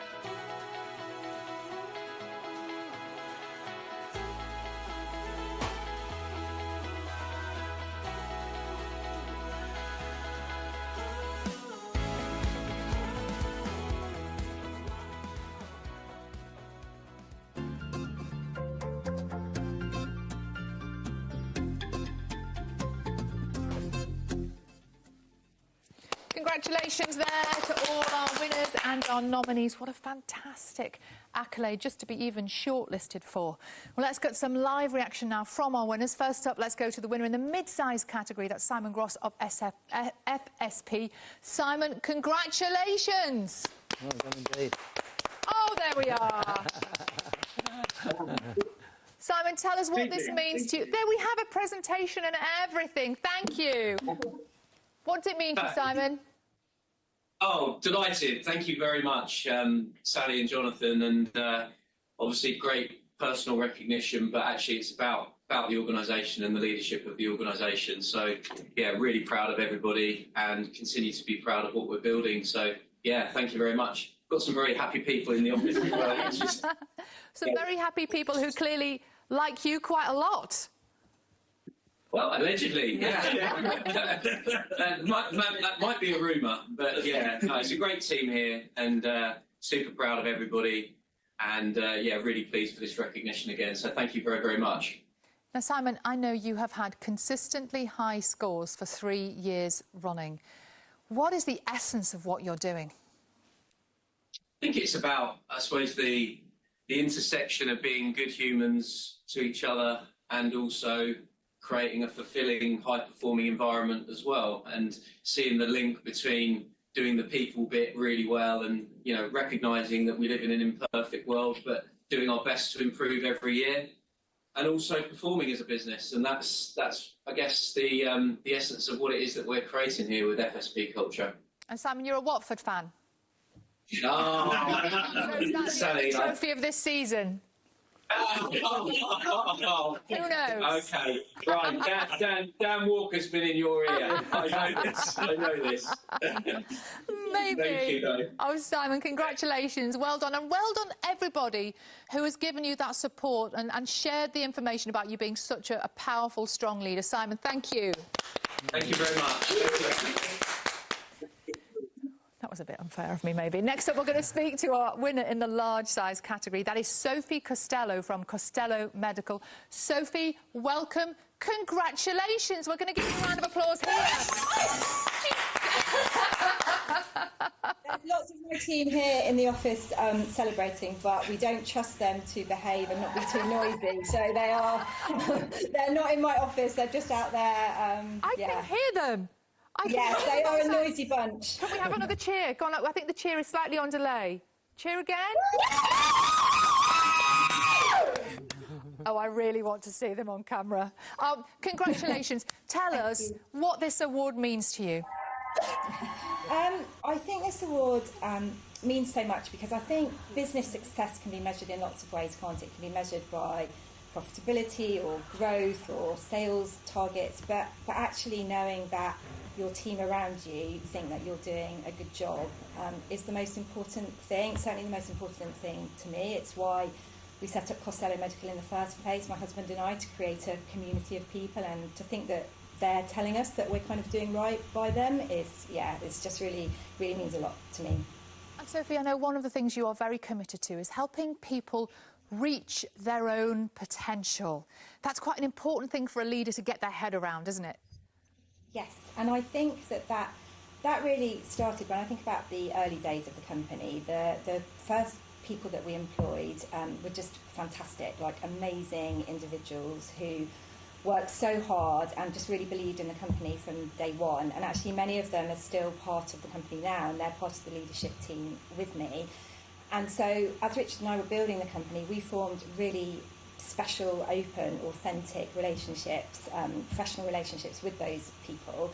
And I think that really enabled that trust to be built. So they trust us that we'll do right by them, and we trusted them that they would do right by the company. And I think that enabled us to take risks together, to challenge each other, to make mistakes together, but most importantly gave that security and support and the space and the confidence to really flourish as individuals and as a company, and to allow people to really reach their full potential. And as the company's grown, it's obviously not possible for me to know everybody individually like that anymore, but I think that approach and that openness, that being all in it together, has permeated throughout the company, and we still see that now. The brilliant people we employ now, really quickly they're starting to do things that beyond what they thought they were capable of when they joined. So it's seeing people really flourish, these brilliant people really do well, that keeps me motivated to build the company.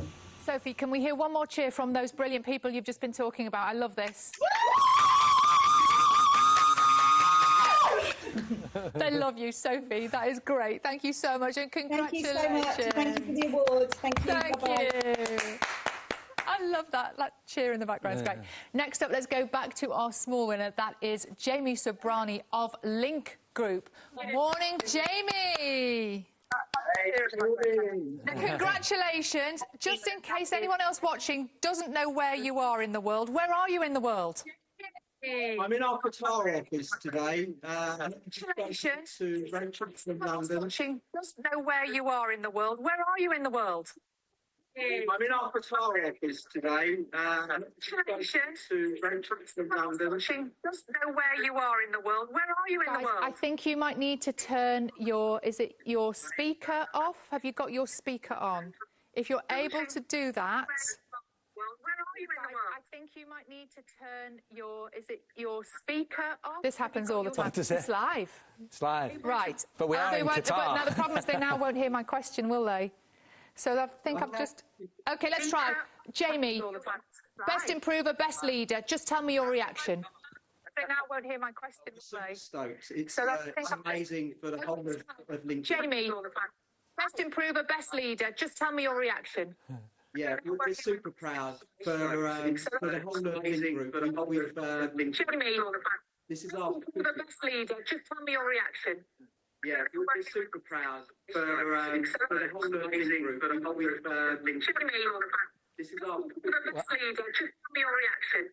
Jamie, we are going to come back to you when we've got all of this sorted and get a message from you. Well done for battling through those technical difficulties. That, do you know, in live television, this happens all the time. These are the best bits. But from us, congratulations. Well done. Double win. Go and enjoy the sunshine. In Qatar. Yeah, exactly. Get outside. That's what I would do. It's November in the UK and not very nice weather. But anyway, it's not just Link Group that are celebrating the double, as it were. UK Power Networks have also won Best Improver and Best Leader. And we're now going to speak to UK Power Networks CEO Basil Scarsella. Morning, Basil. Good morning, Sally. To use that fabulous backdrop once again. Congratulations. Tell us why this is such an important moment. I can tell you it's not because of the team that's around me. It's all about the 6,000 odd employees that we have. It's got nothing to do with the team, but we're delighted notwithstanding that. I'm so fascinated by leaders. You know, we get to meet all sorts of leaders in all sorts of walks of life in our job. What is it that's important to you about leadership? What can we learn? Leadership is being able to inspire the people you manage, and at the end of the day, you form a vision for the organisation or the business you're running, and if you hope that the vision is inspiring enough to the employees that they will follow you. Hence, you see, I've got a lot of people behind me. That is the key. Well, Basil, it is great to see you. Congratulations. Well Congratulations on doing the double. Thank you to all of our leaders, all of those special people. It takes a lot to be a leader. Thank you for joining us. Congratulations again. Now, this is the point in the day.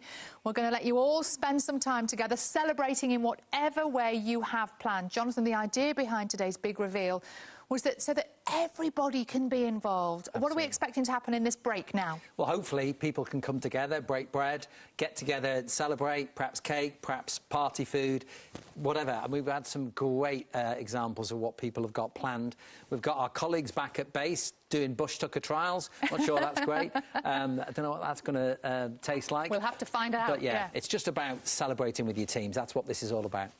Might we celebrate? Yeah. Here in Media City. There might be cake. And don't forget, whatever you are getting up to this lunchtime, please share with us on social media at Best Companies and use the hashtag 2024 Big Reveal. We will be sharing some of your posts when we come back here at 2 o'clock. The details there, they've just disappeared. But that's exactly how to get in touch with us. We can't wait to see your photos. See you at 2.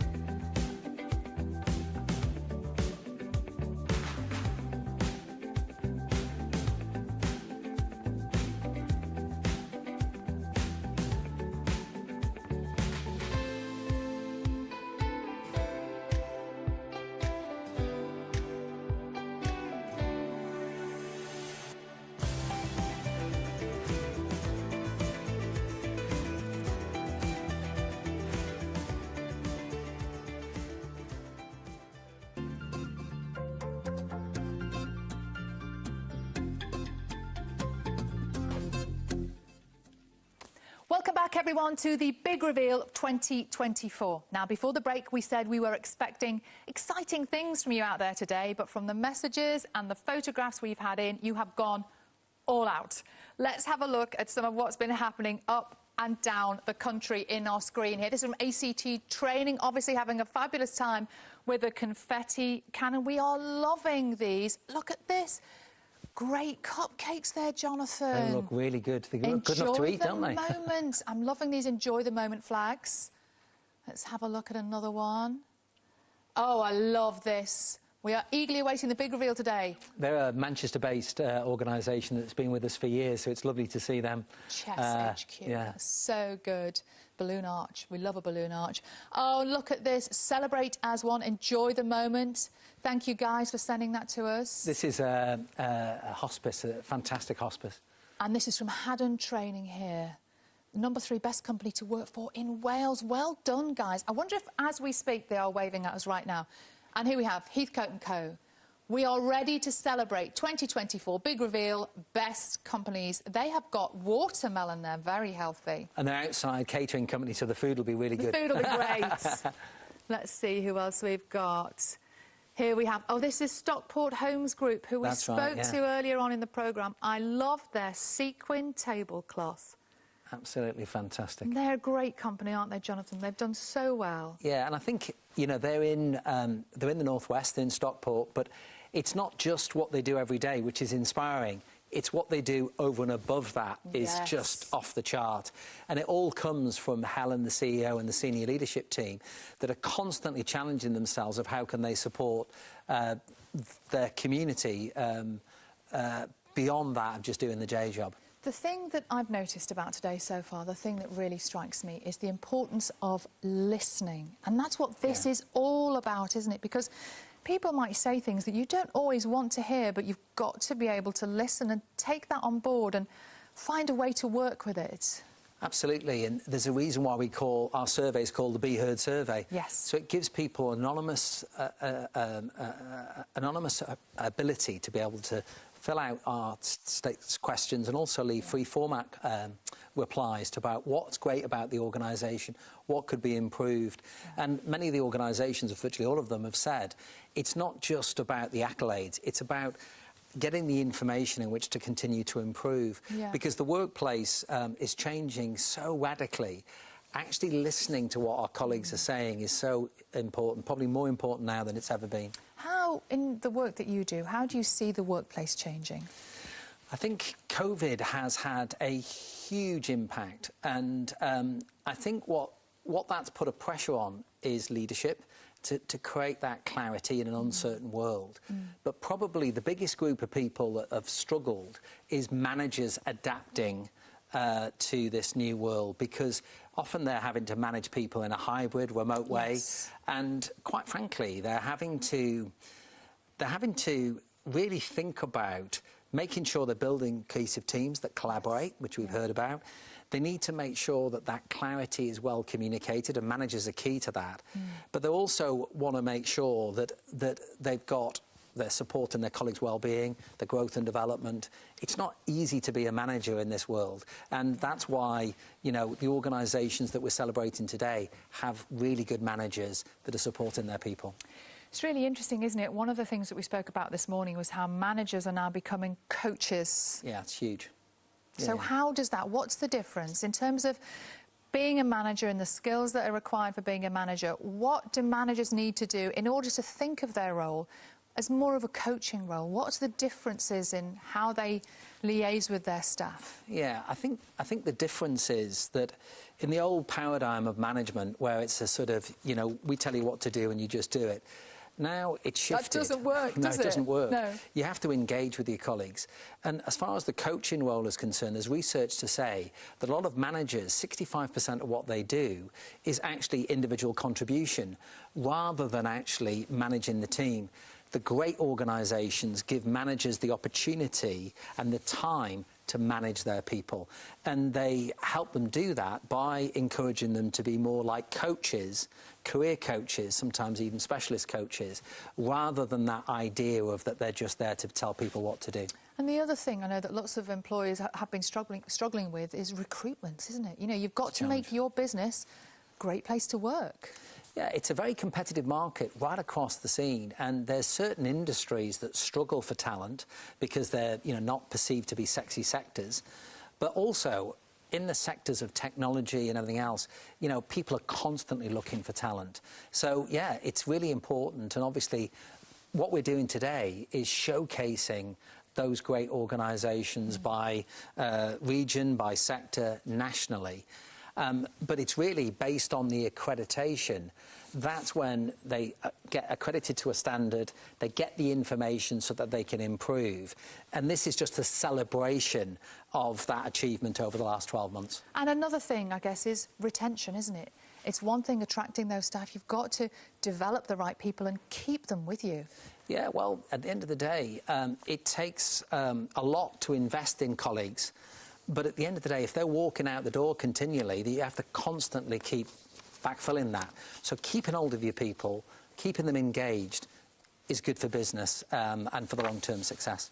Jonathan, I know we've had a little bit of a technical issue for the last moment or so, but we are going to attempt to do something now, and that is to move on from what we've just been doing, which is seeing your brilliant images. Now, this segment is a really special one, revealing the national list of best companies to work for in 2024. I think that deserves another cheer, everyone. Absolutely. We're going to go live now to one of our best company community members that's marking today with none other than a drumming workshop. Let's join Cinnamon Homes, where we can speak to home manager Donna Pierpoint. Donna, welcome to the big reveal. Woo! We can see you. And we can hear you as well. And we can hear you. Donna, just tell us how important it is being a part of the Best Companies family, and what are the things that you've been doing? Oh, I mean, being part of a best company, it's for the staff, it's for these guys who are here behind me and everybody who isn't.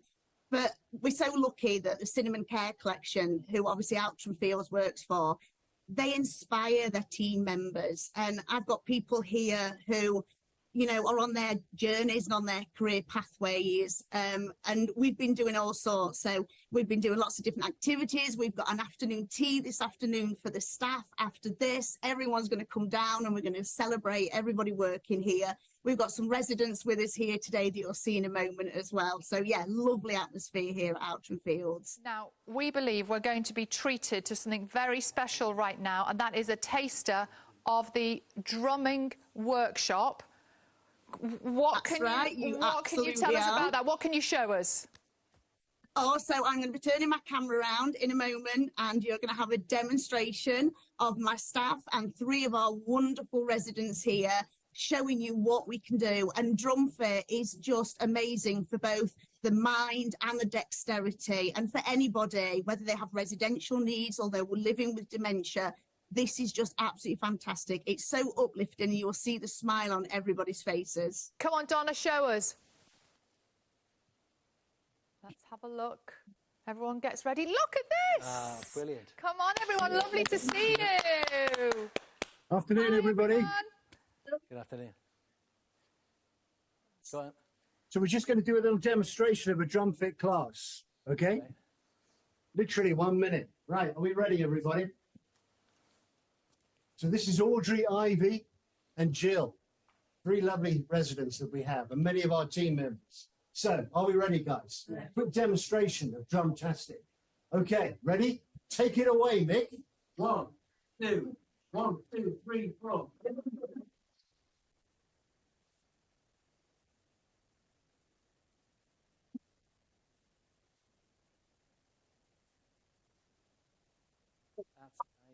Guys, that's brilliant. That's absolutely brilliant. We love it.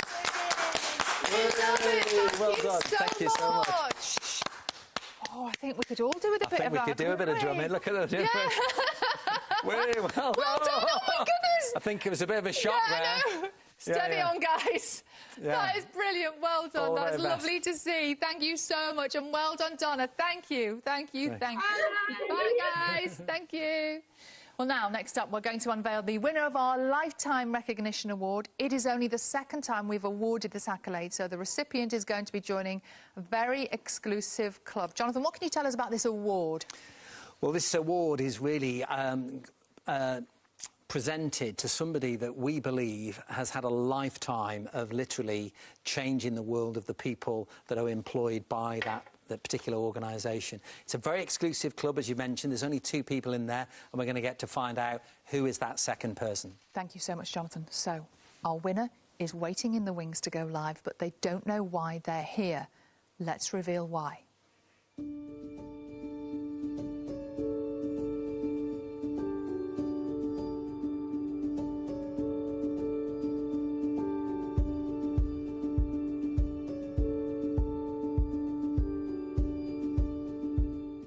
Mark's been with Beaverbrooks for 45 years and I've known him for all that time.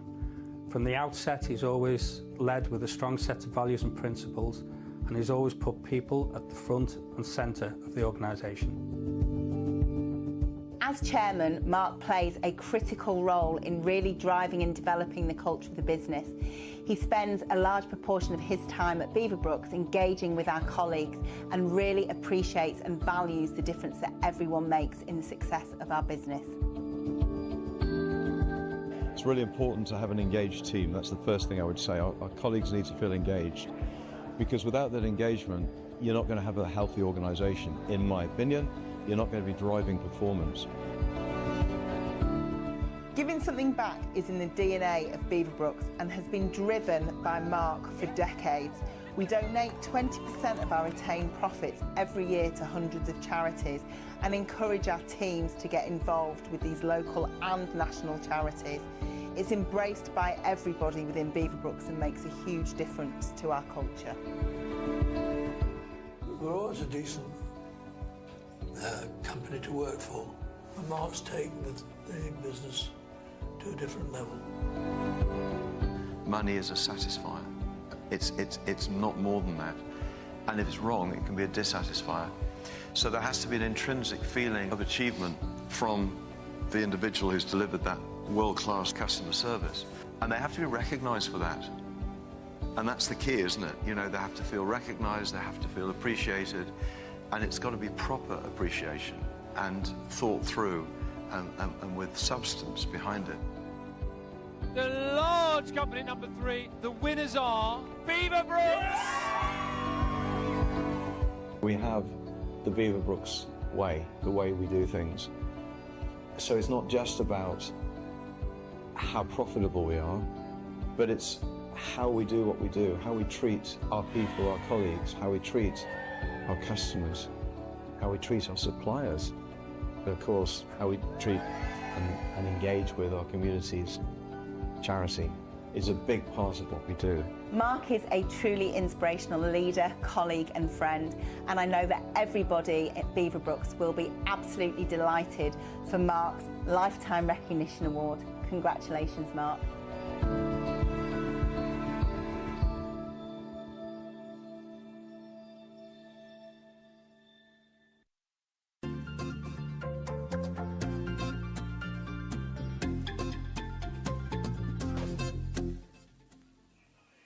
Here he is. Mark, huge congratulations to you. Amazing achievements. What, I mean, thank you so much, Sally. We were all stunned into silence watching that film just then, and I know it's a So was hugely emotional moment. It was quite for you. emotional, very emotional. Tell me I was just- not expecting that at all. Tell me how that feels. Wow. You mean watching that video or getting the award or Getting the or all award, of it, I suppose? everything. Yeah, everything. As I said, emotional, just looking back on some of those videos and photos and just reflecting on the time that I've been in the business, the time I've been involved with Best Companies as well, because the first time we were involved with Best Companies was 2004, it was 20 years ago. And we've had an amazing relationship with Jonathan and with the team at Best Companies ever since. So how do I feel? Immensely proud, very emotional. and thrilled. So thank you. Tell us, if you can, Mark, a little bit about the Beaverbrooks way and the culture that runs through your business. Yeah, do you know, I read a book. We all have influences, don't we? I read a book I read it in 1997. It was a book written by James O'Toole. It was called Leading Change, and it was an argument for values-based leadership. And it spoke to me in a way that, you know, perhaps I hadn't really experienced before. And it certainly helped me to formulate my thinking as to the values that would drive the business. I think they were already there. Well, they were there. They'd never been articulated. And this book spoke to me in a way that helped me to, first of all, create our first mission statement as was. And then as time's gone on, it's evolved into what we now call the Beaverbrooks Way. But essentially, these guidelines, if you want to call those, have been there. These values have been there always, but they've been articulated since 1998. And the Beaverbrooks Way, the values, our behaviours, drive how we think, and they drive how we behave. They are absolutely essential to our DNA. And Mark, how has your focus, which I know has been very much on your people, how has that helped you get through what's been a really tough time for the High Street? I just missed the word. How has what helped me? I'm sorry. The focus that you have put very much on your people. How has that helped? Well, I always tell. I mean, you know, we constantly celebrate with our colleagues for a variety of reasons. But one of the things we're particularly keen on is celebrating long service. We celebrate achievement, but long service is really important to us. And every year, I'm probably engaging with about 140 of our colleagues who are hitting 5 years, 10 years, 15, 20, 25 years, and so on. Long service. We have this sort of longevity, which could be seen, I see it as a huge positive, could be seen as a negative. But if people are still growing and developing, and they've been with us all that time, and there's all that tacit knowledge there, because we've invested in them and they invest in us, and if we invest in them and we support them and develop them, they want to do well for us, and they want to do well for our customers, to make that experience for our customers great. So it's just for me, it's a no-brainer that we treat our people right, that we have our people at the centre of everything we do. And it has proved decade after decade to be incredibly powerful to do so. Huge congratulations from us. Incredible achievement. Very well done. Thank you so much. Well done, Mark. Thank you. What a lovely moment. Thanks, Jonathan, as well. You're very welcome. There we are then, folks, the moment you've all been waiting for. Now it's time to unveil this year's national list of the best companies to work for in 2024. This is your moment to enjoy, embrace, share together, get your confetti, champagne, the loudest cheers ready. Here we go. Oh, I love that.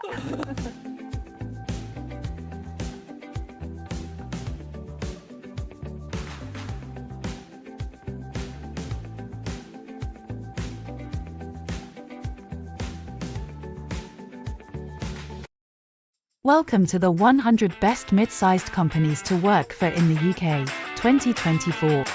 So, in at number 100, Auriga Management. The flexible workplace provider that is committed to its charity work. At number 99, Yorkshire Agricultural Society. The charitable organisation that believes that its people are vital to its growth. And at 98, Scape. The public sector-owned procurement specialist that offers a welcoming, collaborative environment that prioritises employee well-being. In at 97th place, Convey Law. The specialist conveyancing practice that believes in rewarding the hard work and celebrating the success of its people. At number 96, Hinckley and Rugby. The building society committed to traditional service with a desire to give back to the communities it serves. And at 95, Ocean Holidays, the travel company that offers a fair deal for its clients and its teams. In at 94, Access Community Trust, the charity tackling social exclusion, vulnerability and homelessness with a team of unique and invested employees. At number 93, Cairngorms National Park Authority, the national park that aims to be a place where people and nature thrive together. Next at 92, Curb, the hospitality and events organisation that wants to have a big impact on its local communities. And at number 91, 360, part of SHG, the construction and property management organisation where its people are the heart of the business.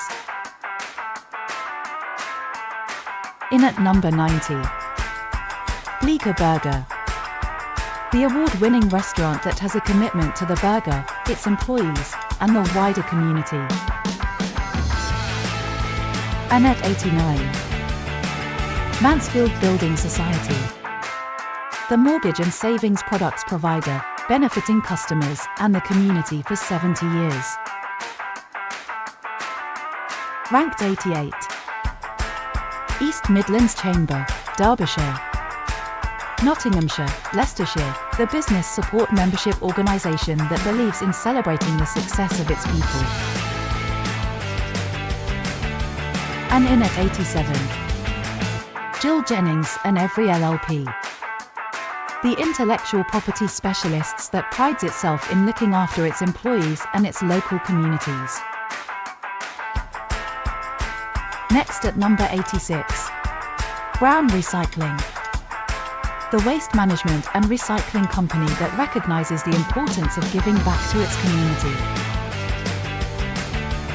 At number 85, Big Group, the integrated digital marketing agency with the 4 pillars of experience, performance, transformation, and community.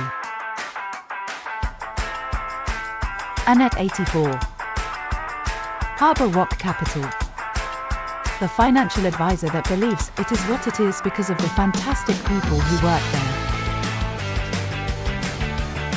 In 83rd position, All Clear Travel Insurance, the insurance provider that helps people with medical conditions explore the world.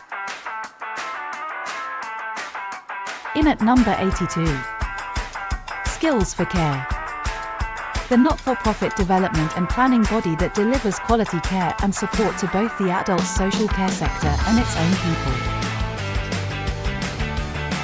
And at 81, the Chartered Institute of Building, the professional body that encourages everyone to be the best that they can be. Next at 80, Vida Home Loans, the mortgage lending specialist that is helping more people find a place to call home. At number 79, Ellicott's, the chartered accountants with the shared company value of teamwork. And coming in at 78, Hilltop, the food manufacturer where community is at the heart of everything it does. In 77th place, AMS Accountants Group, the tax and corporate finance firm that is proud to develop the future talent and leaders of tomorrow. And at 76th, Imago Venues, the venue provider that prides itself on being a place where its employees love to be. Counting down the top 75, Energy Aspects, the trusted research consultancy that is dedicated to fostering a positive, engaging work environment. At number 74, Pennington Choices, the property surveying and consultancy organisation where social value is at the heart of its operations. Coming in at 73, Caledonia Housing Association, the property management firm that is passionate about improving the lives of others. Next at number 72. Utilise. The IT managed service provider that believes in fostering a strong company culture, with emphasis on creating a collaborative environment. In at 71. Sleaford Quality Foods. The Lincolnshire-based food manufacturer that knows how to cook up a storm when it comes to employees' well-being, thanks to a reduction in working hours across all departments. At number 70. Autosmart International. The automotive cleaning product manufacturer with the ethos of stronger together. And in at 69th place, Rickard Luckin. The chartered accountants and tax advisors that are committed to helping its team fulfill its potential. Next, securing number 68. Instarmac Group. The cement and asphalt manufacturer and distributor that ensures all employees feel valued for their contributions. At number 67. Thomas Carroll Group. The insurance provider that offers its employees a stage to thrive. And at 66. PJA. The independent transport, engineering, and placemaking specialist where people are its most highly valued asset. Now at number 65. Search Laboratory. The digital marketing agency committed to being the best place to work. In at 64. Devonair Ambulance. The charity organisation that believes in helping its people to grow. And at 63. CFAS. The fraud prevention service where its people are at the heart of everything it does. Next in at number 62. North Wales Housing. The housing association where its people are at the heart of everything it does. In at 61. Geberit. The bathroom and piping technology manufacturer that aims to make the sanitary industry more sustainable. At number 60. Marston Building Society. The building society where its core values make it a happy and supportive place to work. And coming in at 59. The Rainbow Trust Children's Charity. The charity that is committed to supporting and developing its employees. Next at 58. London and Partners.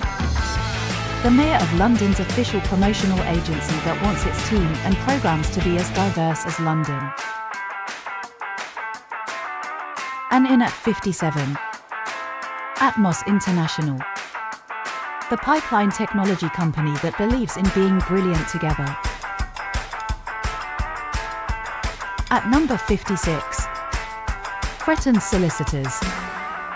The law firm known for its commitment to employee engagement. Its flexible working practices and strategy briefings led by the managing partner and marketing director ensure a transparent and supportive work environment. At 55. Clare House. The children's hospice that provides life-changing support to seriously and terminally ill children. And at number 54. Stage Electrics Group. The provider of technical equipment and integrated solutions to the arts that's defined by its incredible people. Now at 53. Youth Sport Trust. The charity that's dedicated to transforming young people's lives through the power of sport. At 52. The HBP Group. The business IT and software company where employees who live the values become all-stars with the chance of winning an all-inclusive break. And in the number 51 spot, Aspiration Training. the independent further education training provider that is passionate about people. Counting down the top 50. Heathcote and Company. The catering and hospitality organisation that has cultivated a culture of respect, honesty and integrity. And at 49. Wilson Partners. The accountancy, financial and business services provider that believes in celebrating uniqueness and helping people achieve their goals. At number 48. Ogilvy Fleet. The leading UK vehicle management company that is dedicated to community investment with significant fundraising for various charities each year. And at 47. Darlington Building Society. The building society that is wholly committed to supporting its local community. At number 46. Sedulo Group. The financial services firm that believes in growing its people as well as its business, not least thanks to its leadership program, the Sedulo Accelerator Scheme.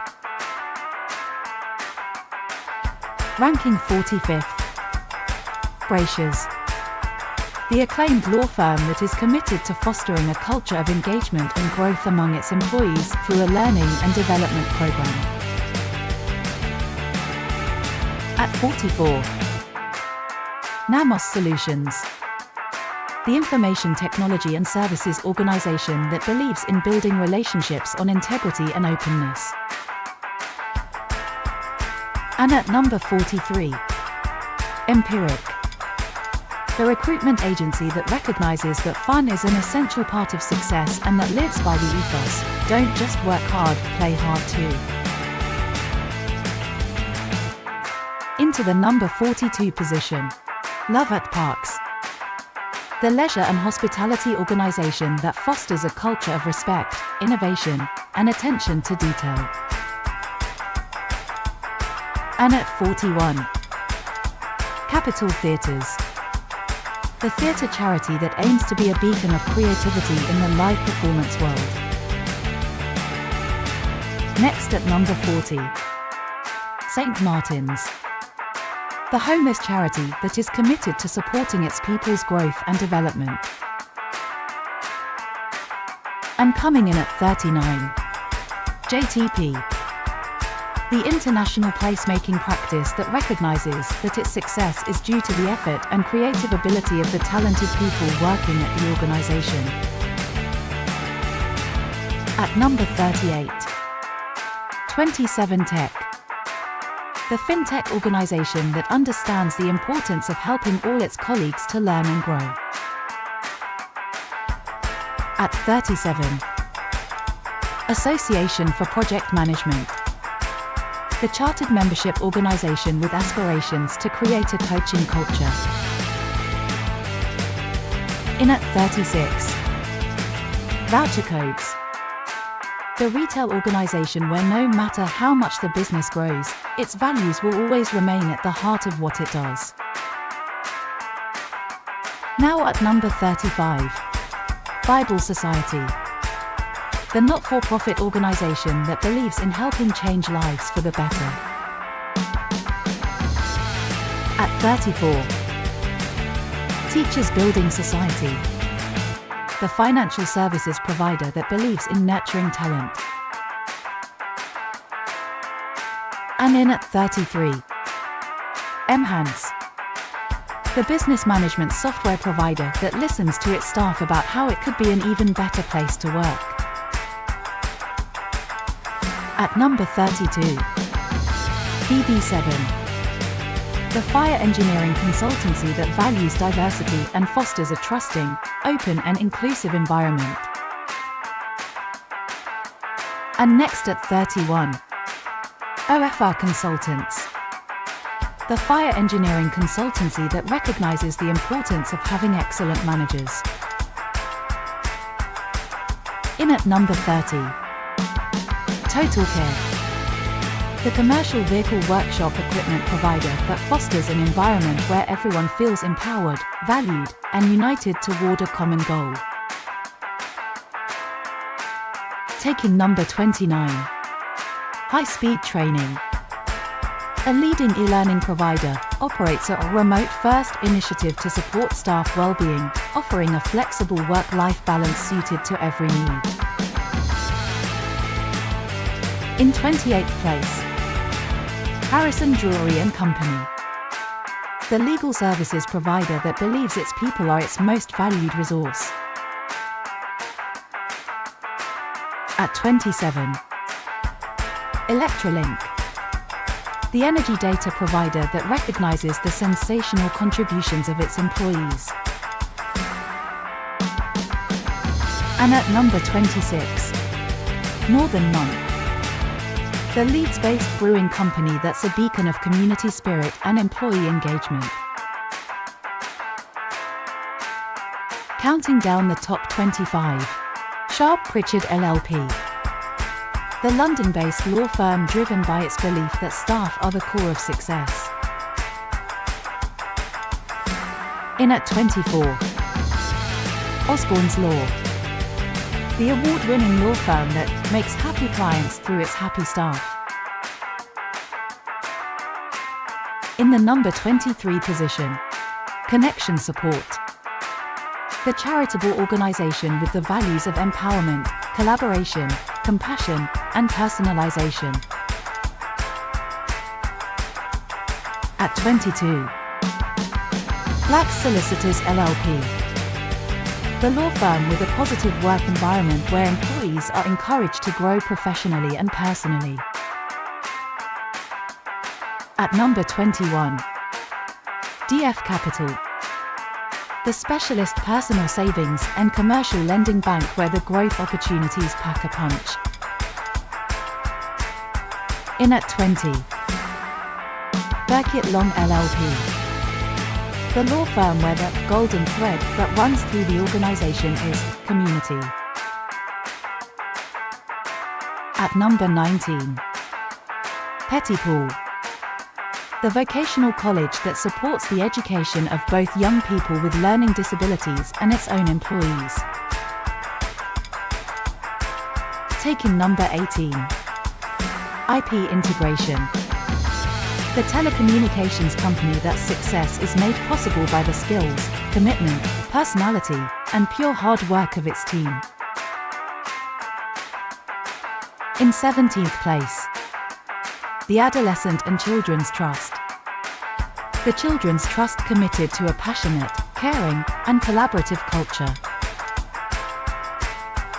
And at 16, MLAM Construction. The family-owned business that uses its success to enhance the lives of its people and local communities. In at number 15, Solutions PT. The industrial IT solutions company with plenty of creative team-building experiences, from alpaca walking to a TV show-inspired Crystal Maze Challenge. Coming in at 14, Crossroads Caring for Life. The charity that knows the best way to care for its clients is to offer the best possible environment for its staff. At 13, Blood Cancer UK. The charity that encourages people to truly be themselves and to be proud of everything they achieve together. At number 12, Opus Technology. The managed service provider that encourages all employees to grow and thrive in a supportive environment. And at 11, Tritility. The business energy consultant where supporting people, providing clarity, and promoting sustainable thinking are central to its identity. Counting down our top 10. Car Benefit Solutions. The provider of car and motorbike financial services with the mission to be the best place its people ever choose to work at. In at number 9, Intercity. The technology solutions provider that wants its people to enjoy what they do every day. At 8th place, the Oakland Group. the data consultancy that believes in giving their people the space and freedom to be who they are. At number 7. Quanta Consultancy Services. The recruitment agency that believes in creating a culture where everyone works together as one team. Next at number 6. Eagle Eye Solutions. The SaaS technology company that believes its employees are the heart of the business. Let's see who's made it into the top 5. Tommy's Childcare. The early years childcare provider that supports the growth of its children, people, and community. In 4th place, Ramsack. The IT services provider that believes in growing its people from within. At number 3, Consultive Utilities. The energy consultancy that promotes an environment of continuous learning and development. Making it to the number 2 position, Computine. The IT managed services provider with the core value to recruit, develop and retain amazing people. Finally, at number 1, FSP. The information technology company that places its employees at the heart of its operations. Congratulations to all those that have made the 100 best mid-sized companies to work for in 2024.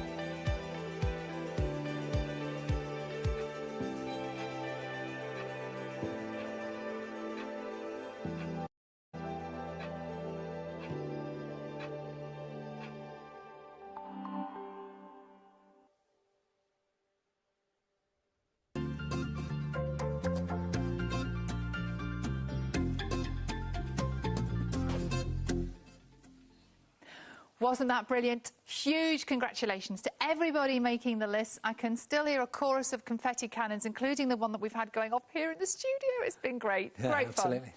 Everyone named a best company to work for should be rightly proud of their achievement, but of course none more so than our number 1 winners today. And I'm delighted to say we're going to go live to each of them now.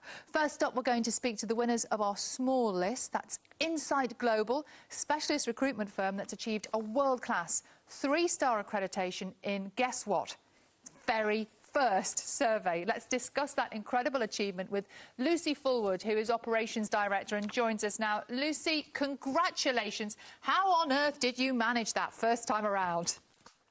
Thanks, Sally. It's a fantastic achievement and we're absolutely delighted. It's a real testament to all of the team here at Insight Global who have worked so hard to create such a unique, dynamic and collaborative working environment. As you said, it's our first submission and we've only been in the UK for 2 years and we've grown from relatively small beginnings to a team of 34 and looking forward to continued growth in 2025. Tell us us a little bit more, Lucy, about your culture, because it must be special. It is indeed. Our sales programme is quite unique in that we typically hire graduates or those individuals perhaps seeking their first or second jobs, and we take them through a structured and comprehensive training programme, which typically lasts between 6 and 9 months. And during that time, those individuals, our new employees, can decide which of the sales routes that they'd like to go down. So this training programme really gives people a strong foundation for success from the beginning, and we ensure that we celebrate that success and every success along the way. I like the sound of that, Lucy. Tell me, how do you celebrate successes like this? It's really important to do that, isn't it? Absolutely. Well, most of the team are on a canal barge this afternoon celebrating some of the great... And I am here talking to you, which is equally fantastic. Lucy, I'm really, really sorry. Get yourself out on that barge immediately. I hope they're having a nice drink. Lucy, that's great. Lucy Forward, thank you so much for talking to us today. Thanks, Sally. Congratulations. Yeah, congratulations. I feel mean now. Lucy's there on her own. They're all having a great time. Well, I'm sure she can get helicoptered back onto the barge immediately. somewhere. Amazing. Well done. Now, next, let's go live to the winners of our mid-size list. That's FSP, a fantastic day for them. We spoke to Simon Gross earlier on when he received his Best Leader accolade. I'm pleased to say we can go back to him for more reaction. Now, Simon, what a day for you. Congratulations. Oh, there we go. More cannons. There we go. Sorry, a health and safety Simon, this is the second year you have topped this list. You're obviously doing something right. There's a consistency about it. What is it? I'd say that everybody's really in it, and we've got it on the screen here. We've got our wonderful teams in India, in Barcelona, in Spain, in Scotland, in Glasgow, and we've got a Reading team here. We've got a team dialed in London, and everybody's really in it and very together. So high camaraderie, lots of fun, a few health and safety hazards along the way. But yeah, we're having a great time. Simon, I can tell just by looking at the champagne glasses at the front of this shot that you have been celebrating, because they're not full. They haven't eaten any of the cake either. Absolutely right. We know that you love a party at FSP. Tell me what you're going to do to celebrate this. Well, like you said, the Prosecco is now pretty much empty. But yeah, we'll be finishing off the rest of the day. But hopefully, you know, reflecting on what a special place FSP is. And it's all down to the people that we've got, and some of our over 300 colleagues now across different countries are really excited and very together, and very grateful for the opportunity to be part of this list. And so it's great to see everybody kind of winning together and enjoying the occasion. Simon, I know to maintain the type of success that you are having at the moment, you constantly need to be trying, rethinking, planning. What's next? How do you keep on this now? Yeah, every year is a different year, and so every year as you get bigger and you're growing, it forms a different set of challenges that you look at and a different set of opportunities to be better. So, you know, without a doubt, number one thing for us will be about making sure that we're a better, stronger organisation in the future. And no matter where we finish, whether we're number one or we're not number one in a list, it's important that we're authentic to ourselves and we're always looking to be the best that we can be. Simon, congratulations. Get that Prosecco finished. Thank you, Sally. Thank you, Jonathan. Bye, guys. Bye, guys. And everyone watching around the world. It's exciting. It's truly global, isn't it? Truly global. Well, next we are joined by our large winner. That is Softwire. We're going to speak to Zoe Cunningham and Chris Harris. Welcome both. Congratulations. Come on. Yes. Oh, I love that. Old school celebrations. Hello, Softwire. How does that feel? Amazing. It's fantastic. We're absolutely thrilled to be. We knew already that we're number one, and we're thrilled to have it ratified. And Zoe, you also have topped this list for the second consecutive year. What is it about your consistency that keeps you there? So for us, we don't. We focus very strongly on being a great place to work, but we don't do it to win awards. We do it because it's an integral part of our business, an integral part of the way our business runs, and so that gives us consistency and longevity. And what can we learn from you about your culture? I'm just looking at all the people there with flags and balloons and drinks and a lovely breakout area with sofas. And there's a gentleman there with an apron on as well. Yeah, it looks very much like it's quite a lovely place to be. What is it about your culture? You can certainly learn a lot from Dom, our head chef, and yeah, we're here with some delicious cupcakes that have been made by the kitchen team. So that's definitely something anyone can learn from. I think also just engagement in general. We spend every other day of the year worrying about what we can do better and getting everyone sort of thinking about that and how we can improve. So it's nice to spend today just basking in this accolade that you've bestowed upon us. Tell us how you're going to be celebrating this accolade, if I can't guess already. We're celebrating right now. How important is it, Zoe, to really celebrate these lovely moments? Right, so I think that's a really good question, because the way that you get to be the best company to work for is by constantly thinking about what can you do better, what's not working as well as it can be. And the challenge is, if you get too fixated on that, you don't realise what a good job you are doing. So it's so important to take a step back, not for too long, but, you know, for today, and say, yeah, great, we're doing a great job, and then we'll carry on improving everything tomorrow. Zoe, Chris, everyone at Softwire, well done. Enjoy the drinks, enjoy those cakes. Congratulations. Love that. I want to work there. Looks fabulous. The chefs, yeah, really chefs some having great a great food time, there. Yeah. And let's speak now to our final winner. That is the 3-star accredited Hastings Direct, which has topped the big list. We can speak now to CEO Toby Vandermeer. Toby, congratulations, you've gone early on the confetti cannon. Well done. Oh, there's more confetti coming down. I love it. I love it. Toby, can you just tell us how this year has been for you? Looks like it's been pretty good so far, to be fair. Actually, first of all, let me just say a huge thank you to all of our teams, because this award just means so much to us, and it's a recognition of an incredible amount of work that folks here and in all of our sites have put into this year. So it's an incredible recognition. So thank you, everybody. Well done. And can you tell me... We're a big company now, but we've still got big growth ambitions for the future. And so it's been an incredibly busy year where all of our people have worked really hard. And so that's why this award means a lot in any year, but particularly this year. I know you have big ambitions for growth. How does your culture right now play into that and support that? Yeah, great question. Like I said, we do have big growth ambitions. We're a digital insurance company, but we want to become much bigger, take on the big traditional players in town. And that does require a lot of hard work. But we believe all that hard work becomes easy if we've got great people and a great culture. And the reverse also true. If you don't have the right people and a great culture, all that becomes really difficult. So it's absolutely key to our success going forward. It has been the main reason why we've been so successful so far. But that'll stop the minute we lose touch with all of that and don't stop improving the culture. And I imagine Best Companies is one of the ways that you can keep in touch with that.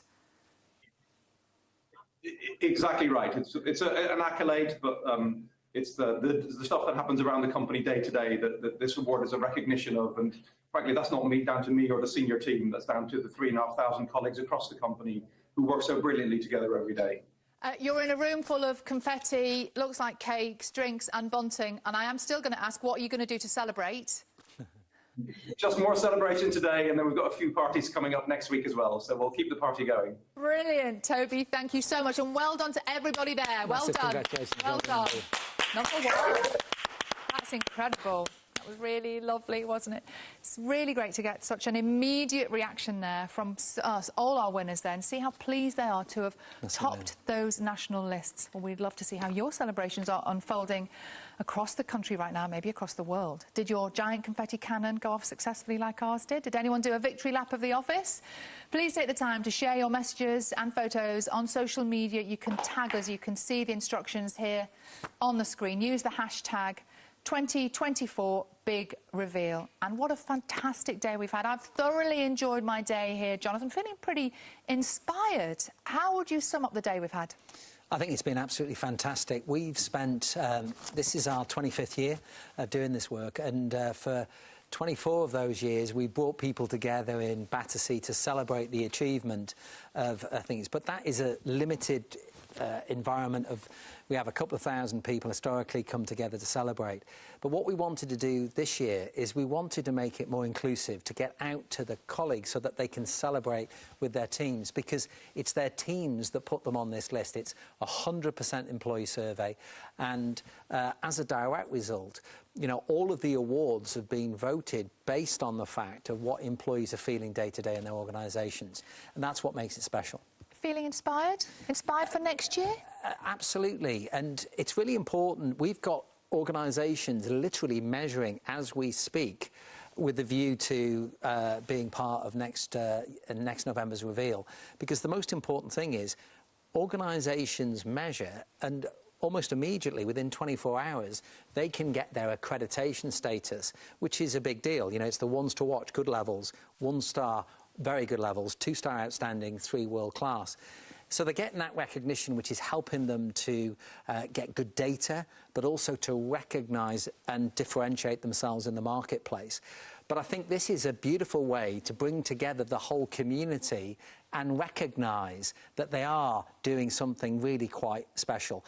Everybody that's appeared on, whether it's a regional, sector or a national list, is a true winner, because we've literally had hundreds, several hundred organisations participate, and these are the very best that we can find. So massive congratulations to everybody.